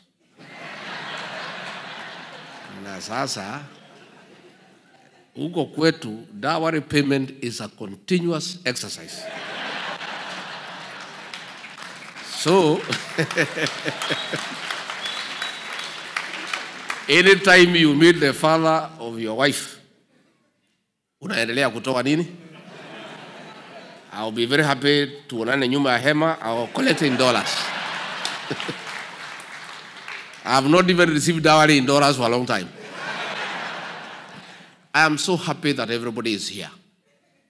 The Mlembe Nation is here, the Abagusia here, the Ma are here, our cousins from Mukambani are here, the Gen Zs are here. Everybody is here. This is Kenya. And this is the Kenya that we want. And let me tell you, the people who try to talk about tribalism is they want to run away from the issues of the day. They don't want to answer the issues we are asking. So wanataka kujificha behind tribe. And we will not allow it. We'll have to deal with the facts as they are. I've just listened to the lady from Germany crying here about the nephew. William Ruto cannot run away from that fact that he has killed our young children and he has shamelessly, publicly given an order that people should be shot in the leg. Those are facts. He cannot hide behind tribalism and his community. Nobody from the Kalenjin community has killed our children. That community is innocent and nobody can blame the community. It's a person known by name. And we are dealing with a person. Let us not hide behind communities and tribalism and try to run away from facts. And when people are truthful, you want to demonize them so that they stop speaking. I think if William Ruto was honest to himself, he would have known by now that Rig G is one Kenyan who cannot be intimidated into silence. So, even if you call me names, even if you give me tags, I'll stay focused. I must have my eyes on the ball. And why am I so active in this struggle to liberate Kenya? People say sometimes Rig G is overzealous. Why is he overzealous? He's too passionate in fixing Kenya. It's because I know there is a speaker here who said now we must not continue saying we were deceived, we were cheated. It is true. We have said enough. But Rig G here played a very big role in creating the mess that Kenya is. I did. I persuaded many people, over 4 million people, to elect William Ruto. I take the blame. And many times I've apologized to the people of Kenya. But in our community, they say, in my community, they say, making a mistake is not very bad. What is very bad is repeating it. So I am saying, the way I bear the greatest responsibility of creating the mess that Kenya is in, I bear even greater responsibility to fix the mess. It's only fair. It's only fair to the people of Kenya that the people who played a great role in creating this mess must play even a greater role to fix the mess. So I have a duty, I have a calling, I'm a man on a mission. We must fix Kenya for posterity, for our children. So what brings me to America? I've come to America because the Kenyans who live here must be listened to. I've come to listen to the people of Kenya, and that's what I'm doing. And I've listened quite a bit. I think this is my 4th town hall meeting among so many other meetings. I've held more than 25 meetings with selected groups of church people, business people, community leaders, and I'm listening. And from what I have heard so far, Kenyans in the US are restless. They are afraid. They are concerned. They are worried about what is happening back home. They are unable to sleep, not knowing whether their relatives have been killed or not. They care that their parents cannot go to hospital and get treated. They are in anguish that the younger brothers and nephews and nieces cannot go to university because the education system has been messed up. The Kenyan people living here are part and parcel of the Kenyan nation. And when Kenya ails, they feel it. And more than anybody else, the people living here are feeling the effects of economic mismanagement in Kenya. Because you people work very hard. And since you are good people, you take part of your savings back home to help the people you left behind. True or false? So when the economy is not doing well, you know, the shopping you are doing for your mother 3 years ago before William Ruto took over for 20,000, today, for similar shopping, you need 50,000. True or false? So Kenyans living here are serious stakeholders of the Kenyan happenings. And therefore, I came to listen to you, and that's what I'm doing, and to say that what you are telling me is what I know. Things have gone south. When we went to elections in 2022, we had a lot of hope. William Ruto had given a lot of promises to the Kenyan people. And there was a lot of expectation. But as a speaker has said here, as soon as he took the Bible, all those things, he put them aside and started on a path of destroying the Kenyan nation. And I must tell you, because many people ask me, you are elected as deputy president. Kwa nini si ungevumilia tu, ukae tu umalize? I tried, but it became difficult because I'm a truthful person. And a truthful person and a pathological liar to coexist is also a bit difficult. It's a bit difficult. It's like mixing oil with water. Even if you try to shake, after some time, the water will settle down. Lying to the Kenyan people. We promise that we will put money in their pocket. Instead of putting money in their pocket, we pick the little that they had.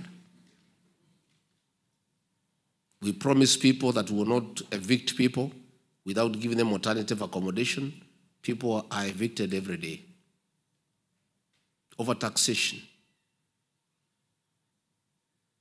Corruption. Destruction of institutions.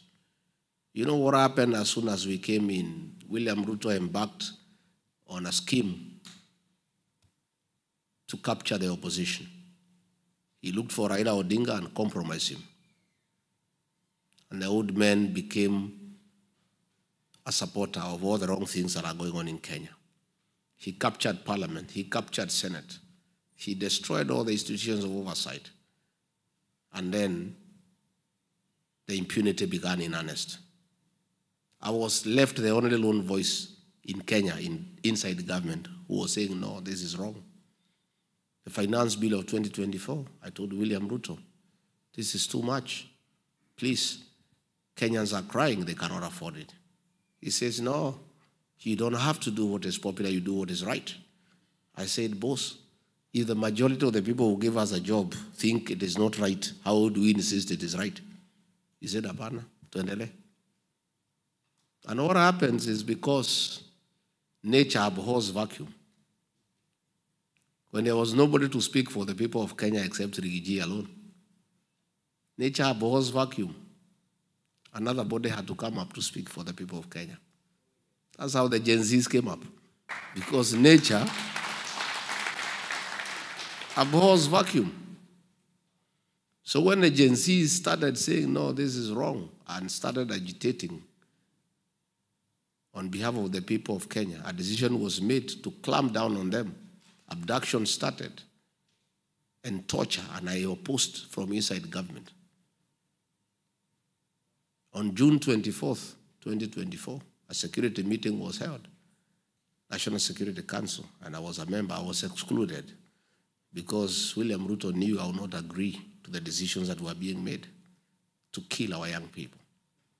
A decision was made to massacre and butcher children the following day on June 25th. That's how your nephew succumbed to bullet wounds. Children, young ones, were killed like chicken. That evening, the president called a press conference and said they are criminals and they are treasoners and they will be dealt with. The following day, as deputy president, on 26th, I flew to Mombasa and called a press conference and told off William Ruto. You remember? Yes. And from that day, we never saw eye to eye. We never spoke again. We started talking on SMS. He couldn't believe that I could tell him off publicly. And I told him I cannot be part and parcel of a government that kills children. And our relationship became worse and worse. And he told me he'll get rid of me unless I resign. And I told him I'll not resign, get rid of me. He mobilized funds and gave members of parliament and senate to hold me out of office.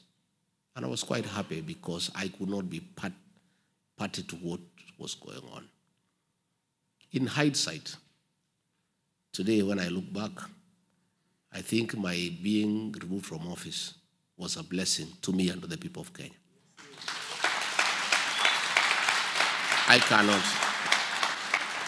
I don't want to imagine that today I will be deputy president and be part of what is going on because I will not accept. So we would not have agreed. Tungekosana kwa sababu singekubali. So we now have an opportunity to do the right thing and fix our country. And this country we shall fix. Because the Kenyan people are resilient, they are determined and will fix this country together. As we speak, Kenya is at crossroads because of the killings. The CS for Interior, Kipchumba Murkomen, gave an order of shoot to kill against the teachings, the Bible, and against the Kenyan Constitution. And that has been happening. Since he gave that order, so many young people have been killed. The president himself, despite saying that he's a Christian, against the Bible teachings, the 10 Commandments, thou shalt not kill, thou shalt not steal, gave an order in public that people should be shot in the leg. Most of you are in the health sector. Does not mean that if you are shot in the leg, you will not die. If you are shot, you'll bleed and die, isn't it? He gave that order. That's the level of impunity in Kenya. Nelson Koech is the chairman of the Committee for Defense and Foreign Relations in the National Assembly. He is supposed to oversight the military and the National Intelligence Service. He went ahead to say, President, you are wrong. They should not be shot in the leg, they should be shot in the head. That is the kind of impunity that we have back home. And that is a problem that we must fix. People asking me, you people are not saying what are your economic problems? What are your economic solutions? My good people, we must first stop the spilling of blood before we can talk about the economy. The first thing that we must stop is the killings. Even if we fix the economy, who will it benefit if our children are dead? If parents are living in fear, when your children leave the house, you don't know whether they'll come back. You know, nowadays we live in fear. Anytime I see my children calling me at night, I hold my breath. And that is the situation everywhere in the country. You don't know what information is being relayed to you. We must fix the issue of extrajudicial killings and the issue of abductions. And that is why Kenyans are saying, for us to fix that problem, Ruto must go. Because he's the one who has done it and publicly pronounced himself about the killings. When you look at what is happening in the social space, I have been here now for a month. I'm so impressed by the health system here in the United States, especially the care for the elderly and the children.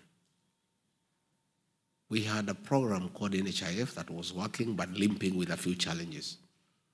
That system required 800 million shillings to fix. Instead, William Ruto put it aside and brought something called SHA and SHIF at a cost of 104 billion. Money that he is stealing with these people. It's not working. The health system has collapsed. The education system has collapsed. The other day, the CS for National Treasury announced correctly that they have no money to fund free primary education started by Mwai Kibaki. Of course, the president and everybody says it is not true. But the truth of the matter is that capitation money has not been released for the last 1 year. And school principals and headmasters of primary schools live in fear of auctioneers every day because they are not able to pay for supplies. What is sad is that money is not available to fund our education. The money is stolen through the National Intelligence Service, given to that soprano guy to go around the country dishing it out. The other day they were in Bobasi. They had 10 helicopters. These helicopters are almost having an accident in the air because of the sheer number of helicopters. And they're actually creating havoc even among livestock. Even the cows are having miscarriages. Yeah. Even hens are not laying eggs. Because their helicopters are all over the village wreaking havoc and creating fear among animals. So, at an average of 1 million shillings per helicopter, that is 10 million. The cost of the event itself is 10 million. Then they come and give some other 3-4 million. Then they go away. You saw some woman there in Kisii. She said she had a group of 31 women. She was given 2,000. Each woman 64 shillings. And then Soprano is saying that it is economic empowerment. You know, surely, you know, sometimes, and the guy is a professor. You know, sometimes you look at people, matharau kwa wa Kenya. You give people 64 shillings unasema at an economic empowerment. Yet if that lady had gone to pick tea for a day, kibarua, angeenda na 100 yake 4 ama 500, si ndio? And then the women are lined up from 6 a.m. kuibia hawa watu viongozi, singing for them, praising them, clapping. The whole day wanashinda huko jioni, 64 shillings. This is money that was meant for education. You know, that is how low we have sunk as a country. Some people have gone to court, say, can Soprano explain the source of this wealth? His salary is known. It's 1 million shillings. He has been deputy president for 10 months. 10 million. So far, he has given 220 million in the last 2 months. Where has this money come from? These are proceeds of corruption. And this is money meant for education. And that's why Kenyans are saying one time. And you cannot blame the people of Kenya. Because all you kuchekelea wa Kenya. You know, you are laughing at the people of Kenya. Their children are at home. They cannot go to school. They are having harambes to settle their hospital bills because there is no drugs in hospital. Then unachukua helicopter 10 nasunguka na pesa from one meeting to another. It's the level of impunity that is going on in the country. Again, when you look at it, is a violation of human rights in the country. It's at the lowest. Today, our team of DCP was in Gilgil town for a meeting and were beaten up by police very badly. Later on, a border young boy of 21 years was shot in the leg by the police. He's in hospital, struggling for his life.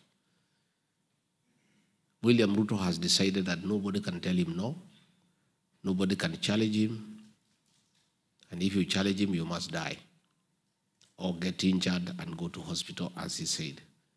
So we have those challenges as a country, and together we'll fix it. Luckily for us, we are a functional democracy. Elections every 5 years. There will be an election in 2 years' time. And the people of Kenya will wake up early and go to elections and elect a new government. I don't want to say I'm perfect. I don't want to say that I'm better. I don't want to say that I will do things that others have not done.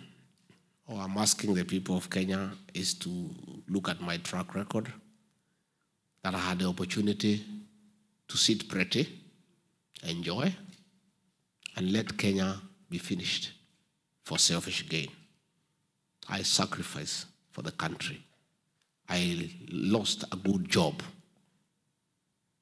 for the good of our country.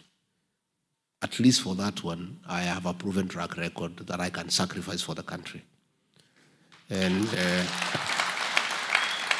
I don't think if I refused stealing of public funds as deputy president, I would allow it as president. If I refuse the killing of our young people as deputy president, I don't think I would allow it as president because I'm the same person. I refuse because I'm Rigathi Gachagua and I'm a Christian, I'm a parent, and I think it is wrong to kill children. So if I became president, I don't know how I would change that perspective. The sanctity of human life is sacred. And therefore, I want to offer alternative leadership. Leadership based on integrity and based on continuous engagement with the Kenyan people, so that at any one time you are properly aligned and you are thinking the same way. So we have formed a party called DCP, Democracy for the Citizens Party. It's a very popular party in Kenya. In fact, it's the only party William Ruto has a problem with. All other parties, they could do meetings and nobody asks them. Because I don't think, in his view, they pose any threat to him. But he knows the party leader of DCP is a man of integrity and he cannot be bought. He cannot be intimidated. And he knows this is a party that will send him home. So the party is popular and is a new kid in the block. And that is why they are following our meetings everywhere to make sure we don't do meetings. But when I leave here later in the month, I'll do very serious meetings. If they want to stop them, no problem. Tutangangana na hawa. Because if we buy fear and get intimidated and stop doing what we must do, our people will suffer. Our party is a national party, and it has support across the country. The deputy party leader, Cleophas Malala, is from Kakamega County. The national chairperson is from Kajiado. I have two deputy chairpersons. One is from Kiambu, the other one is from Kisumu. The Deputy Secretary General, Ole Kamwaro, is from Narok. The National Treasurer, Mwikali, is from Machakos. The Assistant National Treasurer, Mwita, is from Kuria in Migori. The Secretary General, Hezron Obanga, is from Kisii. We are a national party. But because William Ruto ananiona pale, anasema hii ni chama ya mlima. Na hii mlima anaiogopa kwa sababu it is the one that made him president. It gave me 47% of the entire vote. Na hiyo imeondoka. So he is very thin na anajua. So he is struggling. So we have a very serious national party. And this party will drive change in our country. I want to ask you to support that party. Yeah, and I'm happy. When we were in Seattle, people are supporting us. We were in Boston, we are getting support. I have seen Kasongo boys crying at home, oh, Rigiji is in America raising funds. Yes, why not? This is a party that belongs to members. And a serious party is funded by members. That's what you do here in America. I don't have access to public funds. I'm not going to steal money from anywhere to fund my party the way they are doing in UDA. They are using public funds to run politics. Our party will be funded by members. And that is why if members fund our party, nobody can engage in corruption baadaye ati arudishe pesa yake. So far, we have a lot of support in Kenya, and we are asking people here to support our party, those who become members and believe in the party. That's the way parties are run all over the world. I saw one of the advisors of William Ruto, that Standard 3 dropout, trying to advise you on how to spend your money. Now, where? Muti has Standard 3, can you advise these diaspora people on how to spend their money? You know, because he advises William Ruto, who is a PhD holder, anafikiria he can advise anybody in the world. And he was talking in a very derogatory manner about what you do here, isn't it? So wewe endelea to advise William Ruto, and through your advice, the country is in a hole. Advisors ya William Ruto ni wawili, moja ya Standard 6, moja ya Standard 3. Do you need any other explanation why we are in a hole? And that is why hata wanamwambia hii masomo haina haja, wachane naye. You know, mtu ya Standard 3 na Standard 6 ndio wanaku-advise. Nakwambia hii masomo yake baki, wachana naye. Chukua pesa na magunia, patia Zaprano, akatafute kura.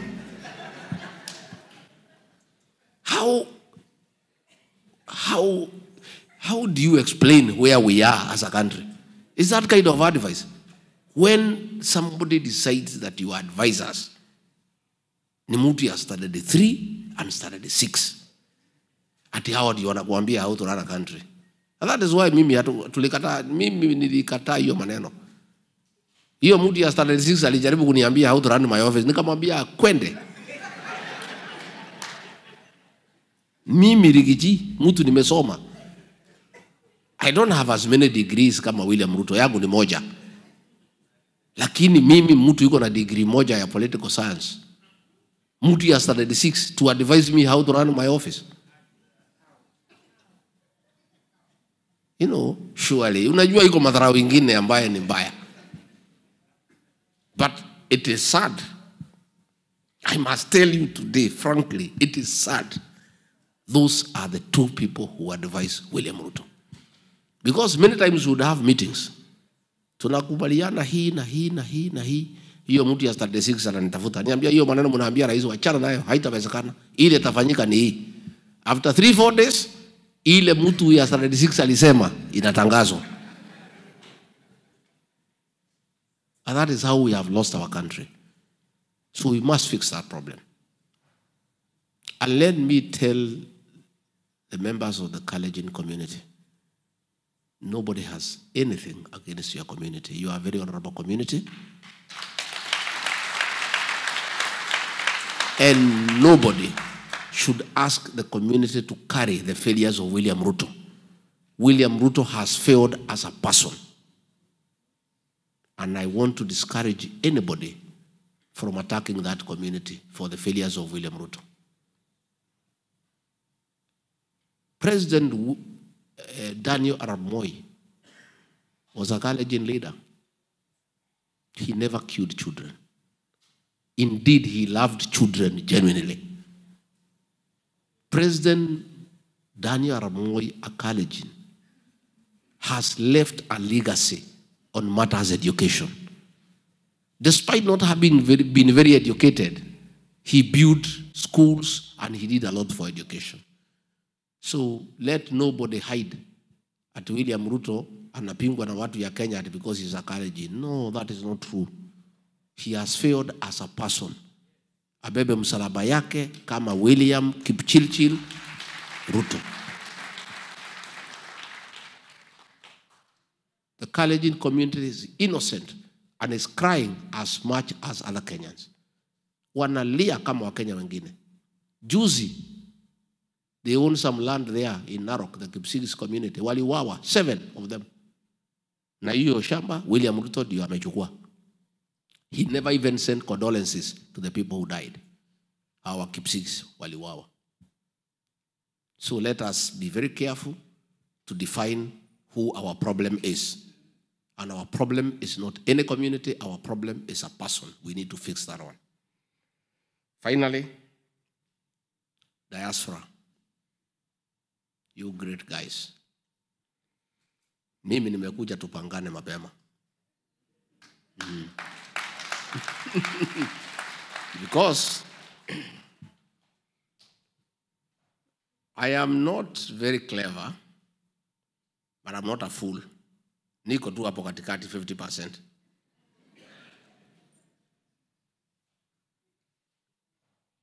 In 1970s, coffee was #1 foreign exchange earner for our country. In 1980s, tea took over from coffee. Tea was #1 foreign exchange earner for our country. In the early 90s, tourism took over as #1 foreign exchange earner. From the year 2000, the three were overtaken. Today, as we speak, #1 foreign exchange earner for our country, Kenya, are remittances from the diaspora. You guys are a serious player in Kenya's economic development. All the money that we get for paying public debt, ni ile munatuma nyumbani. All the money for imports, ni ile munatuma nyumbani. Money to run our embassies is the money that you said. Those of us who rear some dairy cows, a dairy cow, for you to get milk from it, you must look after it very well. You give it hay, you give it dairy meal, you give it Lusan, you whistle so that isikie mzuri ikikamuliwa. Nowadays, tunaipatia mpaka mattress ya kulalia isisikie baridi. And some people have even gone a step further. You play for it country music, Ken Rogers and Don Williams, so that they can give you milk. You guys are the dairy cow for the Kenyan economy. We must look after you for you to continue contributing positively to the Kenyan economy. Any serious government that knows what it's doing, of course, one that is not advised by a Standard 3 and Standard 6 dropout, must seriously engage diaspora. We must agree with you people how you play an even bigger role in the development of our economy. But it must be when you are satisfied that your money is safe, and your parents and children are safe at home, and your investments are safe. We want an engagement the way my in-law from Nema has said, where we come up with a diaspora bond, and in fact, we can go a step further. You guys have the necessary resources and expertise to start and run a very big and successful diaspora bank home with the branches across the world.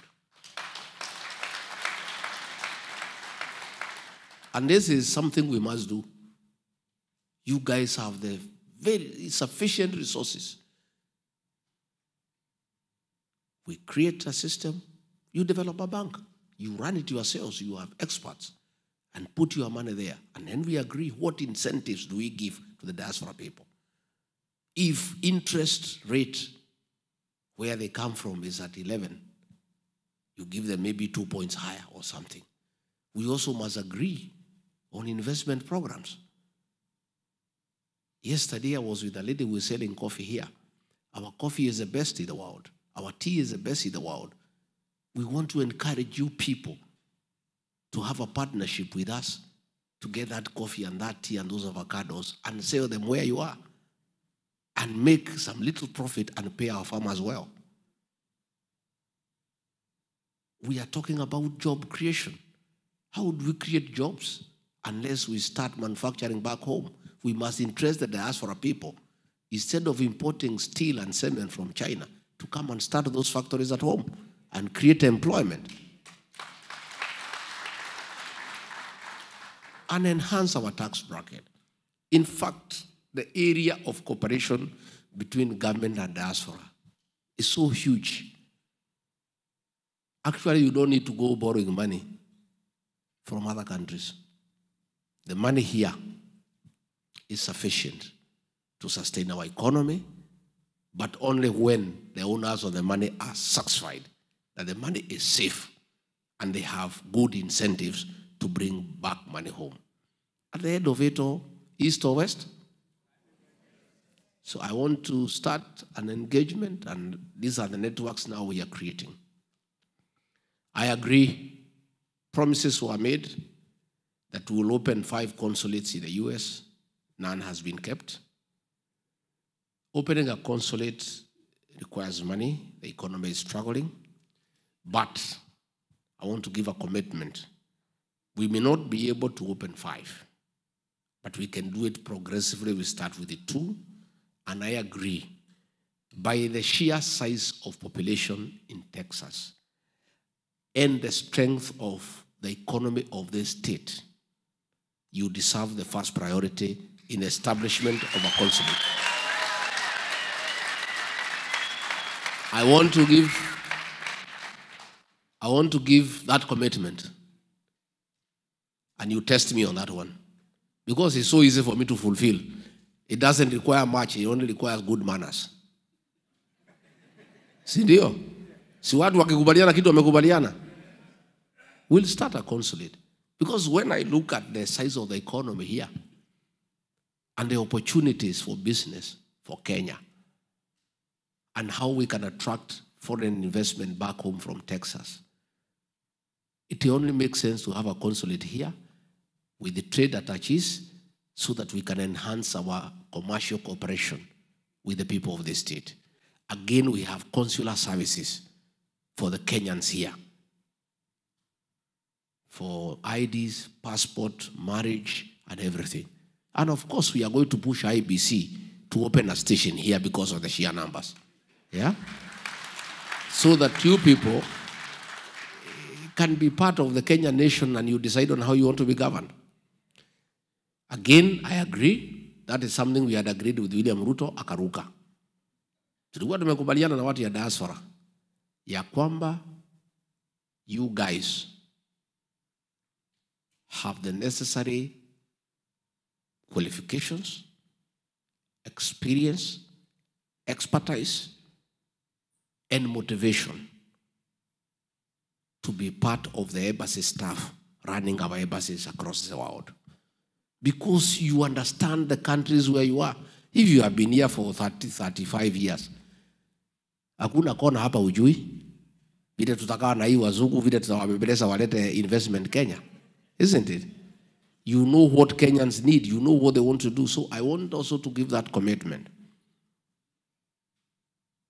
That at the level of the deputy head of mission and the officers in charge of diaspora and other staff in the embassies, we must and we shall deliberately consider and recruit people from the diaspora to help us run our missions. Again, we shall have mobile consular services. Where we are not able to have a consulate, we have a mobile consular services. Wanaenda one state, wanakaa huko mwezi 3, wanapeana vitambulisho, passport, birth certificate, marriage certificate, alafu wanahama, si ndio? That is something that is doable. It's something we're going to do so that we make it less expensive for you to go to Washington in search of documents when it's not necessary. Again, in the spirit of devolution, we take the government to where the people are. Don't take the people to government. Sindio?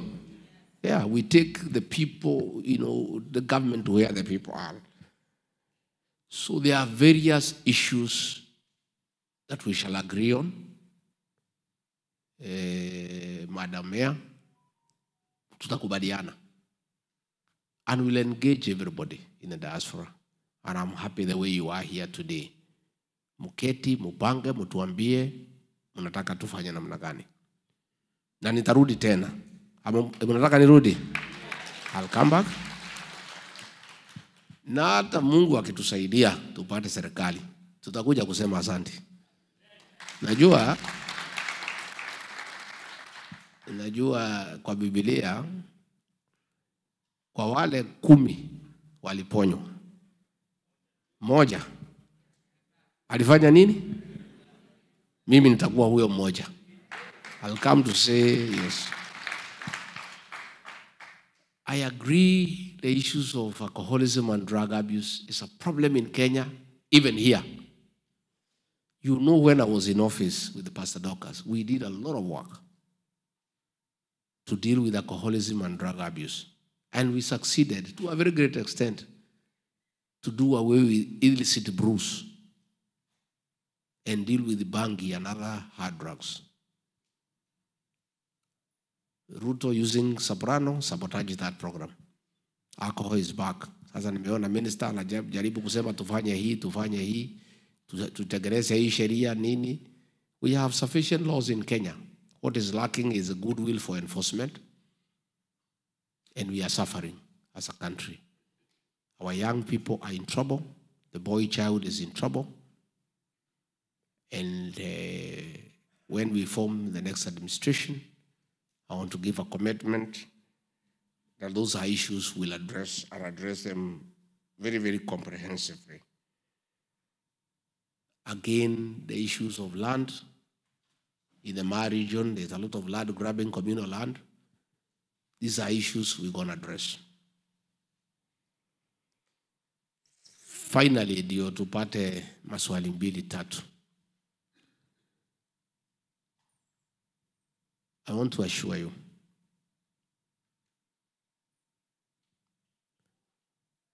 that a new dawn is coming. The English say, the darkest hour is just before dawn. Saa ile giza imeshikana, karibu kuna kucha. People of Kenya are waiting, and I want you to help me, tusaidiane. You guys have a lot of influence back home. Mukipiga masimu, muongeleshe wa Kenya. Mwambie they should not waver. They should not be intimidated. We must get the change that we desire. Kenyans have a right to have good governance. And the diaspora people, I also want to commit that we want you to be part of government and be on the decision-making table and enrich our thinking, because you have a lot of experience out here where things are working and working well. In matters democracy, in matters healthcare, in matters education system, in matters of taking care of the elderly. And I have given a commitment that I want one of you to come to the Senate through our party, as specially elected, to come and help us create laws on devolution, because devolution is working out here. Again, we'll also give you another one position in the National Assembly, specially elected. You come there, assist us to make laws.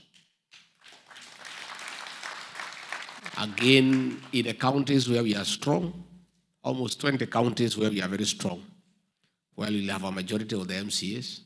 We'll have many, many specially elected MCAs. We'll want every county to give Diaspora at least one specially elected MCA to come, so that you help us to make good laws on devolution. For the women, marchers will nominate you, fine. Lakini pia tunataka mpigania hizi viti. You must fight for these seats, my dear. Most of these seats are vacant. Most of these MPs, wananchi wamemalizana na hawa. So we want to encourage you people. Yesterday I met a candidate for Kikuyu. Anataka kuenda kutoa Kimani Ichung'wa. Huyu. Yeah. It's a Texas guy. Yeah.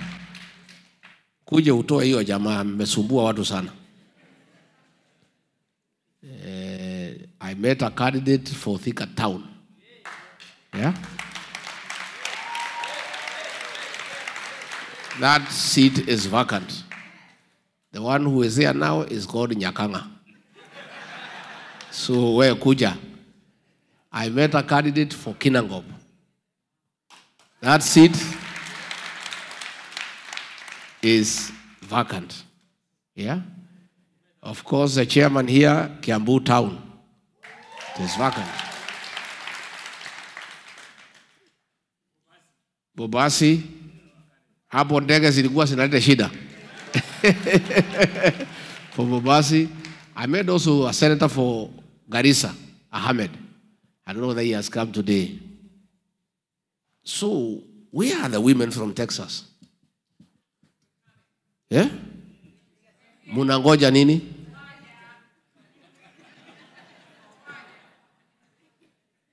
Sasa wewe MC, wewe unaweza chaguliwa, lakini ukija nyumbani upunguze kizungu. Si ndio? Apunguze asipunguze. Hey, ameongea hapo mpaka nimepotea. But we need such people also in parliament. Kugangana na ile watu ya ODM. Si ndio? Yeah, huyu. Yeah. This one I can specially elect kuja huko. Angangana na hii watu na ile kimombo.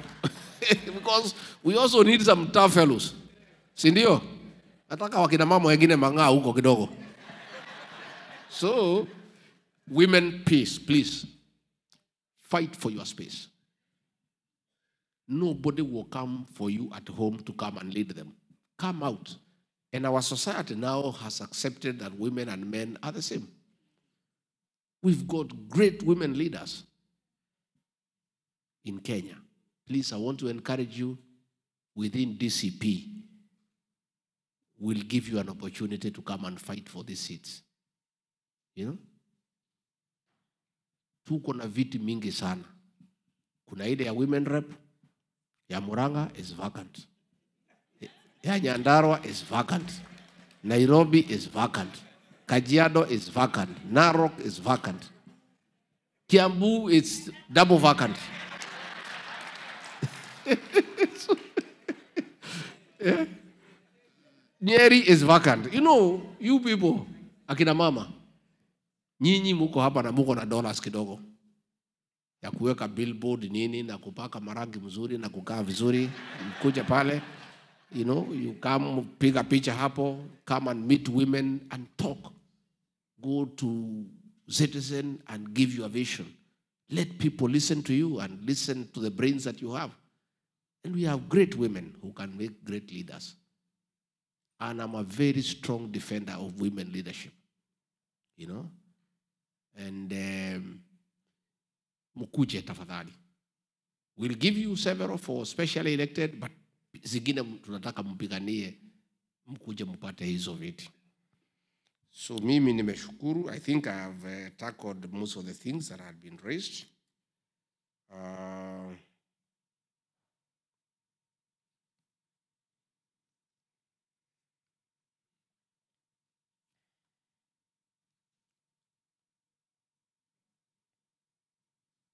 I think I've tackled most of the things that were raised, and I want to assure you that I will remain simple, available, and the same person to engage. Hata nikipata hii kiti, sitabadilika, sitafura kichwa, nijifanya mimi ni mtu mkubwa sana.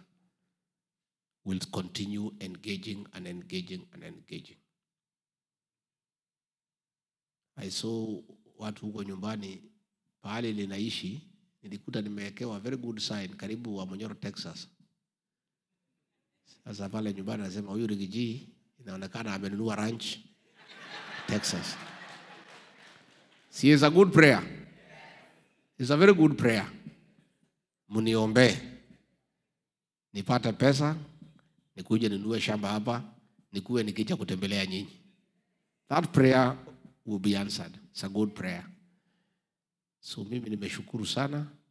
I think we can take one or two questions so that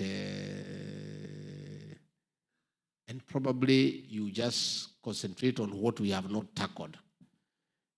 What we have not tackled, we concentrate on that one. Who is moderating? Yes.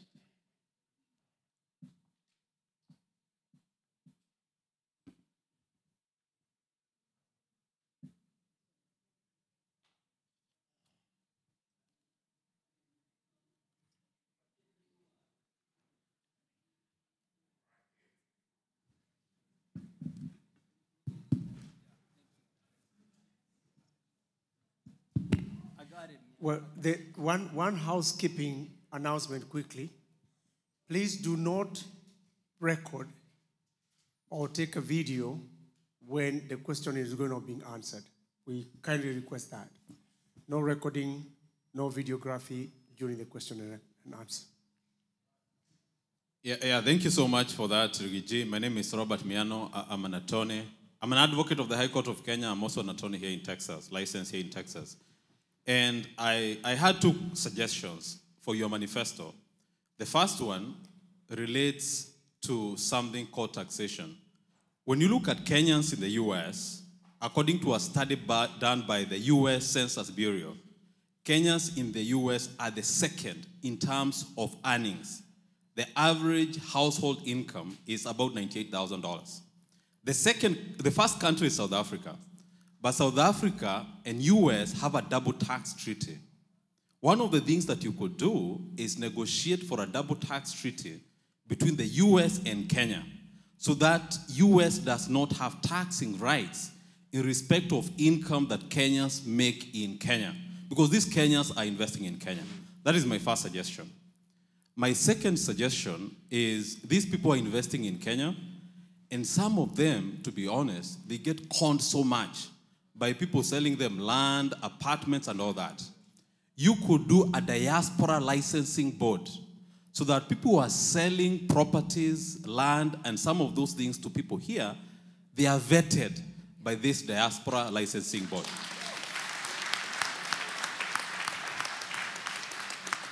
The other one is, to be honest, I want to call out the US Embassy in Kenya. There are so many people who apply for visas. They get denied visas, but they are taking money from those poor Kenyans.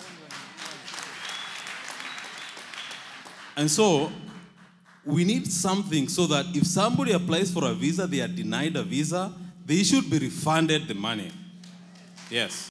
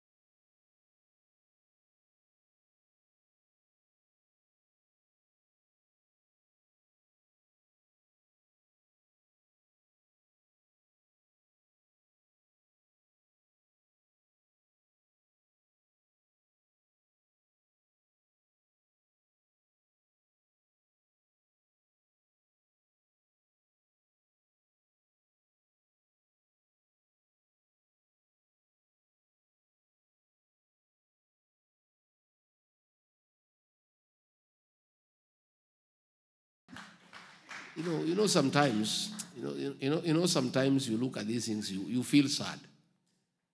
You feel very sad. And in terms of ICT personnel, people who understand ICT, we have abundance. We have too many young people in Kenya who know what is ICT and who can run that ministry. Lakini usijali, because Kenya is the only country in the world where, despite having a very serious drug menace problem, we have 2 drug barons who sit in the Kenyan cabinet. So that is Kenya for you. That's why we are saying 1 term, so that we fix it. But I want to give a commitment to the Gen Zs. I don't want Gen Zs to ask me, what is your plan for us? I have a plan for them, but it's not necessary for me to answer. I want Gen Zs to come, to be part of the decision-making process. We make the decisions about them together. I'm also quite aware, sufficiently, that these Gen Zs who are pushing William Ruto, wanasukuma yeye kama baiskeli ya kuibiwa. I am aware that within 6 months, when we take over, unless we solve the issues, watatukimbiza zaidi ya vile wanamkimbiza. That I'm aware. And the only way to cushion myself from their backlash ni wakuje tuketi pamoja, so that we make the decisions together. Where we have a CS who is experienced, who has served here and there, we pair that CS with a PS who is a Gen Z, wasaidiane, so that the one with the ile kijana Gen Z can come with the knowledge, nini, na yule mzee anapunguza ya speed kidogo, gari sianguke, si ndio? So that we have a balance of experience and knowledge. And you can't go wrong if you have a mixture of experience and knowledge. The Gen Zs, in my view, is the greatest treasure we have as a country today, in terms of what they know and what they can offer for our country. And by the way, honestly, these young people, they know what we need to do. These young people will help us fix our country. What we need to do is give them an opportunity. Wakuje kwa meza, tuketi. Ma-PS wajaye hapo, in all the relevant fields. Arts, ICT, wakuwe pale. Wanajua, tuwasikize, tusaidiane na hawa. And they have the energy. Now my Gen Z, in my view, hawezi ugua sisi. Hawezi uliza ati mshahara kubwa ya mamilioni. Hata wakipewa 300,000, wanakaa kwa flat, wanachukua Uber, wanaenda kazini, wanarudi nyumbani. They are good people. And for me, I'm a beneficiary of working with young people. If you look at my team of leaders who move around with me, they are all youthful. Na ndio wananisaidia. Even today, I'm not in Kenya. Wanasukuma agenda yetu vizuri. I know, because I have experienced how fruitful and fulfilling it is to involve young people in the decision-making process. So that is a commitment I want to give. Last one, moja ya mwisho. Before we ask the question, do we have any women, ladies who would like to ask a question before the men have taken control? Yes. Thank you. Just say your name on the question. My name is Bathsheba. One thing we have in common, thank you, Your Excellency, I may not be following the protocol, but one thing we have in common is we love Kenya. We sing it. And there's a difference between the Kenya we want and the Kenya we have. Yes. And one common thing is that server. Every time it's the server, can we open the server? Can we go to the court to have the server opened? Why can't we, right now, maybe through the diaspora and you, have our representatives discuss an agenda and say the server should stay open before we even go to the voting? So that's what I would wish for everybody. And also the second thing, no defection from one political party to another, because when we hope it's going to happen, you hear somebody has defected. Thank you. Thank you. I think that is true. I agree with you. The issues to do with the integrity of the election needs to be discussed. We have an IEBC in place. But I also want to assure you, don't worry so much about the server. The server has been an excuse for people when they lose elections. You know, when our election laws were changed and counting is done at the polling station, it became very difficult to interfere with the will of the people. And the Supreme Court ruling of 2013 said polling station results are final. What happens at Bomas of Kenya is simply tallying. It's a statistical and mathematical exercise. But I agree with you, we need to start interrogating the process, start discussing it and perfecting it so that everybody is satisfied with the outcome of what happens on the 10th of August 2027. I agree with you. People need to stick to an ideology. You know, I have seen now today, the people who are in ODM are now in the government, they are called experts. One is the National Treasury. ODM had said if they are elected, they will be paying Kenyans 6,000 every day, every month. And now the CS is here, he's not talking about it. Because that was not his ideology. The ideology he had and the party he is in are different. We want people to stick to the ideology. Stick to your party. Once you lose the election, be the body now to oversight the government and ensure there is good governance. And let the party that has won implement the ideologies that were well exemplified in their manifesto. It is these people shifting parties and lacking principles that have put us in the situation we are in, where now we have a mongrel of a government. You don't know whether the government is in opposition or the opposition is in government. And that is why Kenyans are suffering, because there is nobody to speak for them. Final question? It will come from the guy who has been standing for many hours. All right, it's my time now. Your Excellency.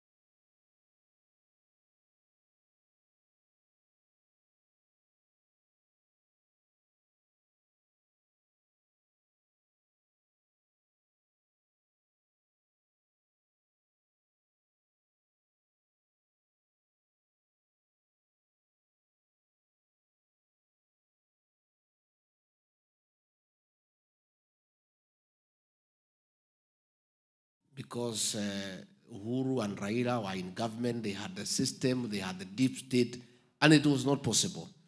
There is no way Ruto would have stolen the election. And the pattern of the results was reflected into what was happening when we were campaigning. William Ruto was strong in the Rift Valley and the mountain. He won only in those two places. He lost in Coast, he lost in Northeastern, he lost in Lower Eastern, he lost in Nyanza, he lost everywhere else. He only won in Rift Valley, and he won in the Mount Kenya region. And the numbers in those regions are huge. So even you look at it from a very objective point of view, you could tell as you are campaigning where he was strong and where he was not. And the same was reflected in the outcome. And that is why we are saying, using the same observation, he has now lost Ukambani. It's gone. He has lost Nema. He has lost Kisii. He has lost Western. He has lost the payslip holders, all of them. And they are like 3 million. The payslip holders. There are 3 million. And every payslip holder has a minimum influence over 2 people. He has lost the Gen Zs. There is no way he can steal that election. It's not possible. Let me tell you, and I want you to call me here and ask me a question. I'm a political scientist and I've been at it for a long time. Since I left university in 1988, I have been in every election. And I never go to the losing side. Never. Because I'm a political scientist. I look at it, I analyze, and I know the winning side. I've never gone to the losing side. And I'll never. Even when Uhuru Kenyatta, my own brother, and I was his PA for many years, was telling me we support Raila, I didn't mind because he was president and he's my friend. But I'm a political scientist, and politics is science. I looked at what is happening in the country. I knew there was no way Raila could have won. And I went to the winning side. I want to tell you, if Raila runs, as most probably he will, William Ruto will be number 3 in the election. If Raila Odinga and William Ruto are together, the maximum number of votes they can marshal is 4.5 million, the 2 of them. This election will be won with a margin of not less than 5 million votes between number 1 and number 2. You can take that to the bank. And that's why I'm confident. When I say we shall open a consulate here in Texas, it will happen. And I want you to hold me to account to what I've told you. Say, Rick G, you came to Dallas. In front of everybody, told us that you are a political scientist. And you can tell the side that will win. What happened?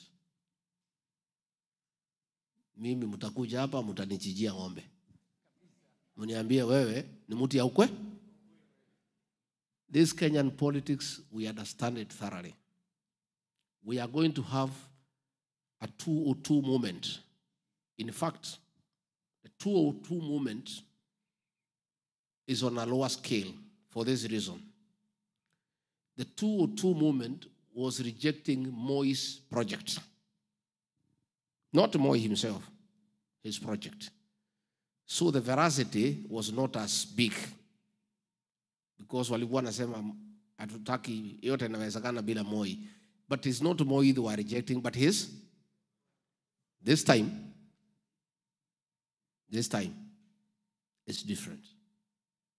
Many Kenyans will wake up at 3 to go to the poll. Not to elect a president, but to chase one. I'm telling you. And that is the mood. This one-term thing, nobody is even saying who will be president. In fact, that is not a debate in Kenya. Debate is who or not. That is the debate for now. Hiyo ingine ni nani ni ya December 2026. For now, ni nani. That is the mood in the country. And the more they go with helicopters, carrying cash in bags, they really annoy people. That young boy they have shot in Gilgil, Nakuru now is burning. The little support Ruto had, hapo Nakuru imeisha. Hii kuharibu mikutano na tear gas na nini, inaendelea kuharibika. So when that started the 3 dropout, ametukana nyinyi watu ya diaspora, munaendelea kukasirika. You know, there is a saying in my community, nasema, kifo ya nyani ikifika, kila mti imefanya nini? Yateleza. These people have lost the favor of the Lord, and the more they push, the worse it gets every day. They were saying, maybe you're nawasumbua. I am here in America. Every meeting, Rigiji, and I'm here. Mimi nalalala hata nachelewa kuamuka. When I'm still sleeping, they are still talking about me. And I'm here in America. Walikuwa nasema ati mimi ndio nawasumbua. Every meeting, they are discussing me. Because ya hii kitu ya one term. Wanafikiria ati ni mimi, sio mimi. Hiyo one term is beyond me. Mimi mwenyewe leo ni kiroko. Niseme ati tuchague Kasongo. Watu watanitafuta wa Monyoro, watanichinja nikiwa they'll slaughter me alive. Si hata nyinyi mtanifukuza hapa. I know. So don't worry mzee, iko namna hiyo. Nafikiri let me ask Pastor Docas akuje amsalimie. And nimeshukuru sana watu ya Texas. Thank you very much. We'll come another day and another day and another day. This is a beautiful place. Tumeshukuru sana. Pastor Docas, please come and say hi.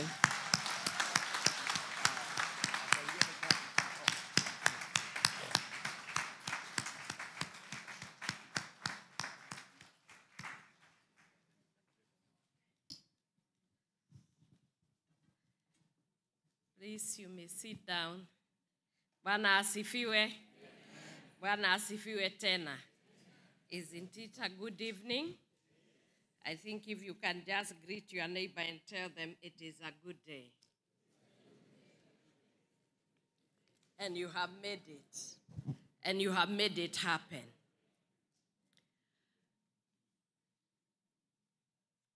The People's Deputy President and the clergy who are here, the committee that has made this happen, and the people of Texas and the US, I really want to thank all of you for coming tonight so that you can have an engagement. I'm so glad and I'm happy that His Excellency is talking about women, and women, you are being asked to stand up. Women, you cannot just sit there and be nominated. There is a time also to stand and do something so that people can also know that you have what it takes to be able to stand. I am standing also.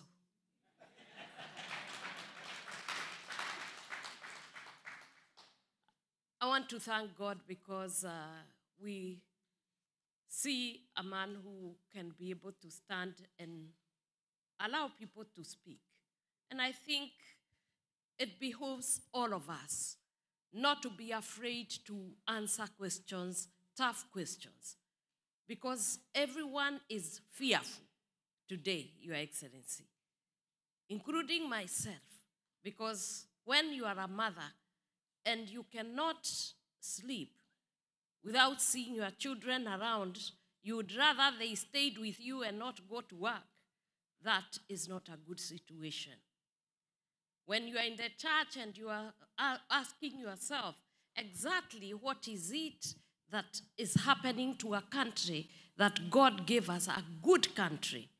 But let me tell you, we have a future and it is going to be made by you and us in Kenya and you people who are in diaspora, because we are patriotic people and we love our country. Do you love your country? There are many fears, and these ones, they have no color. One is the fear of death. Death comes to all of us. If you are out there and a bullet strays, it gets to some of the children who don't even deserve to die. You know, sometimes a mother was asking, I wish they killed me rather than my child who had a future and had no children, and perhaps they would have their future, their potential, their everything just goes because of what people are doing. The other one is about education and health. Education and health is an equalizer. And it is where you go, you don't choose to be sick. When you go to everyone goes to education because it's a key to the future. And therefore, we cannot afford to mess with those two. And all of us, when I was in primary school, there is one thing I feared, is to get the 3-4 jembes. You remember? Those of my age, now I'm 60, and I know we were told the education was a key. But when you go and you get all the degrees that you can get, and then you go and keep them home, then it becomes the stressor that is giving our children depression, frustration, and we must change this. And that is what we are asking. Even myself, this man does not sleep. I make sure I wake him to remind him. We are looking up to the leaders to make it happen for the children, for our Gen Zs. You see, they always cry about the future. They cry about their life. As a mother, I sit here and many people ask, why does His Excellency Rigathi always call his wife, and why not?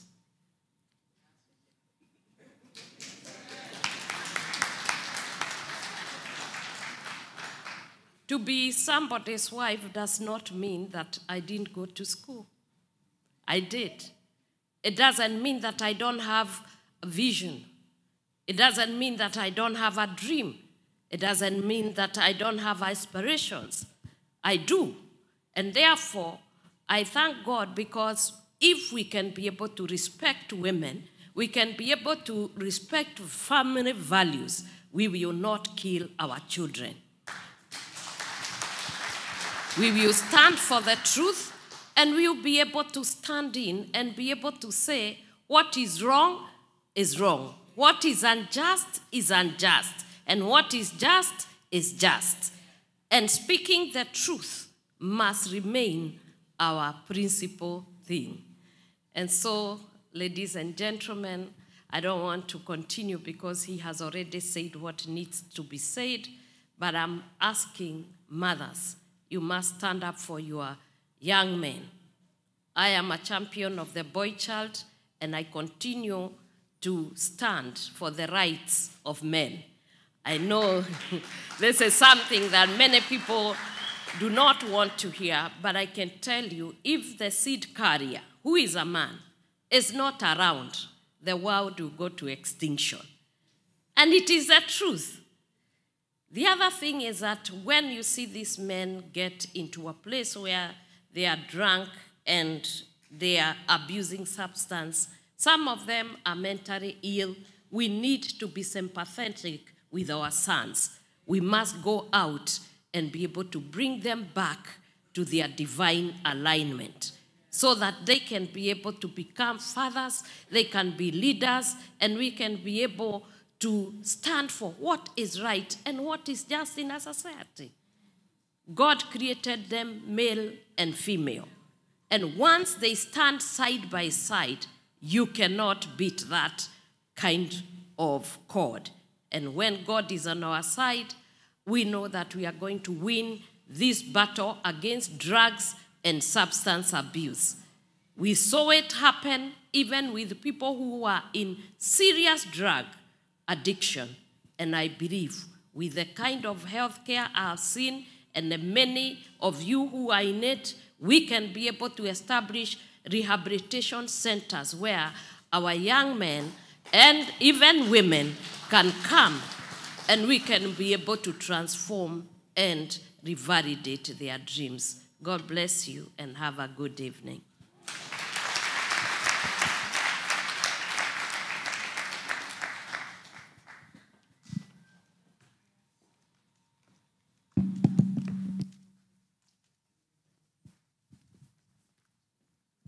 Wow. Wow. That was awesome. Awesome, awesome. Let's put our hands together for this family.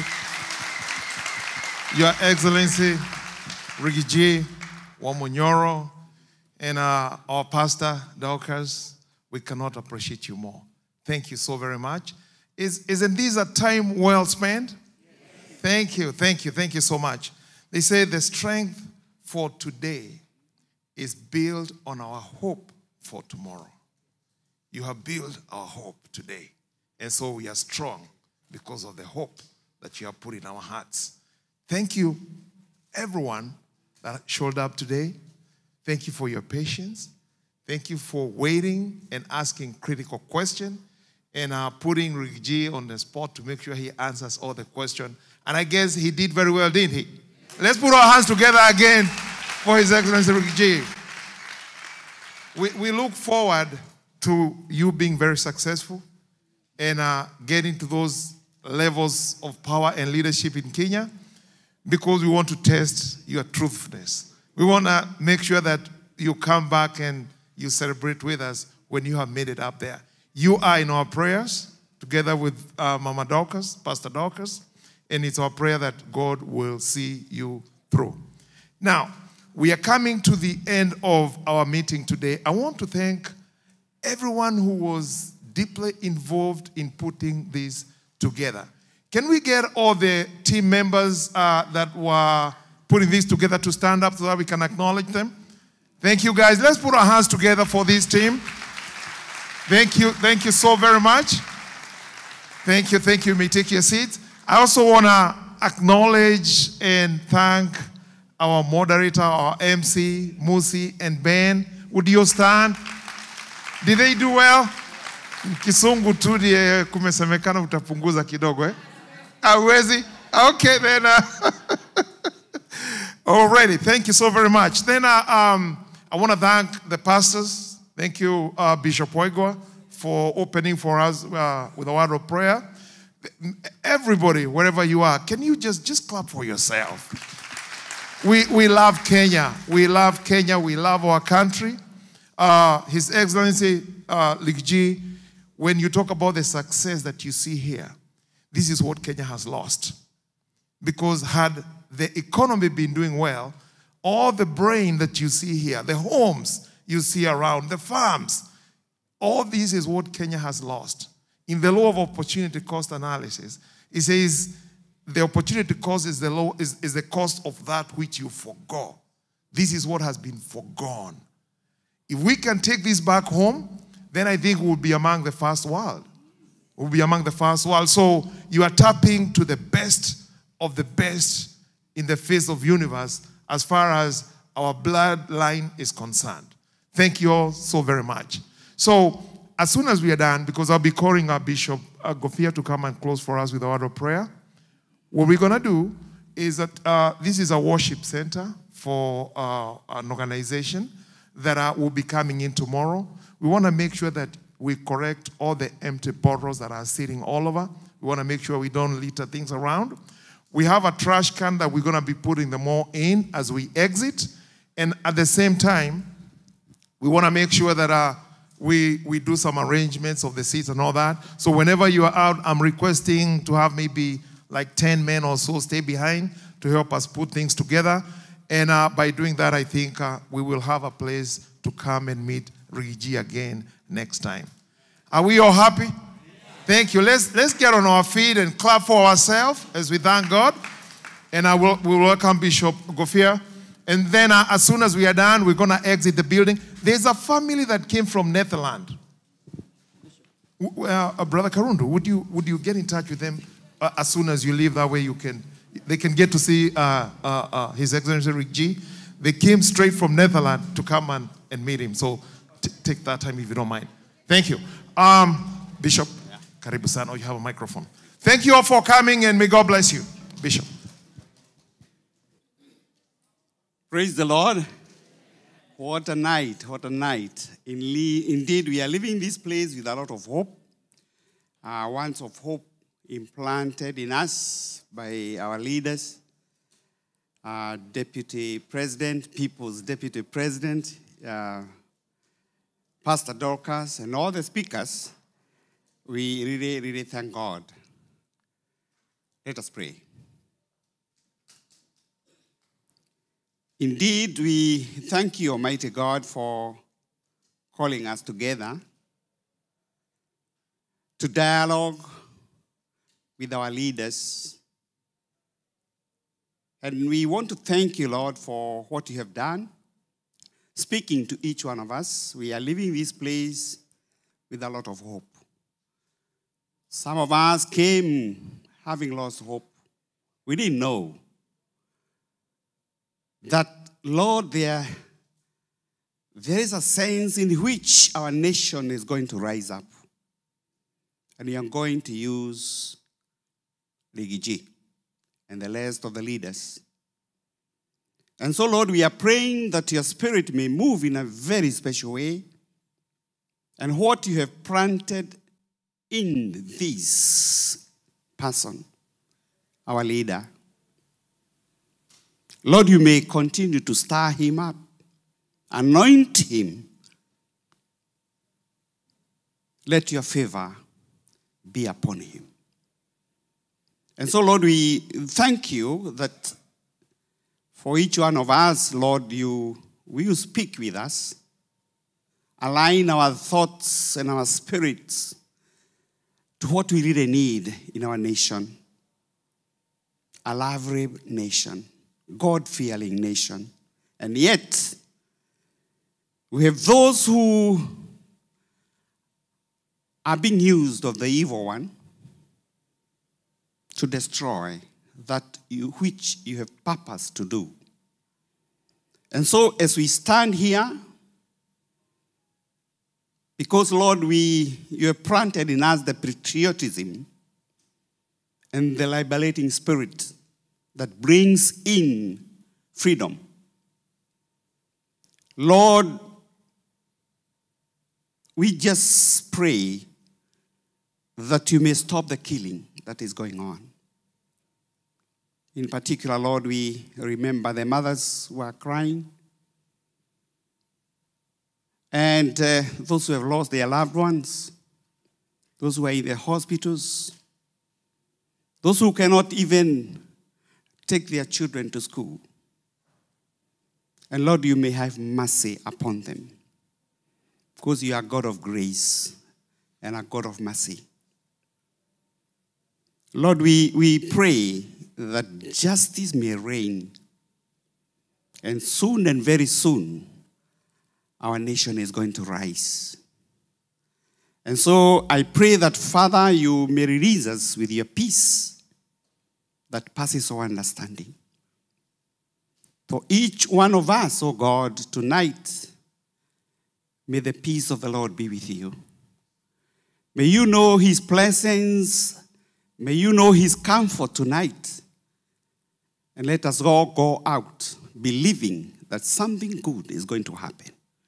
And something good has started. And so may the Lord bless you. May the Lord keep you. May his eyes shine upon you. And may you walk in his presence. And now may the peace of God that passes all understanding keep your hearts and minds in the knowledge of God and even of his Son, Jesus Christ our Lord. And the blessing of God Almighty, the Father, the Son, and the Holy Spirit be with you and remain with you now and forevermore.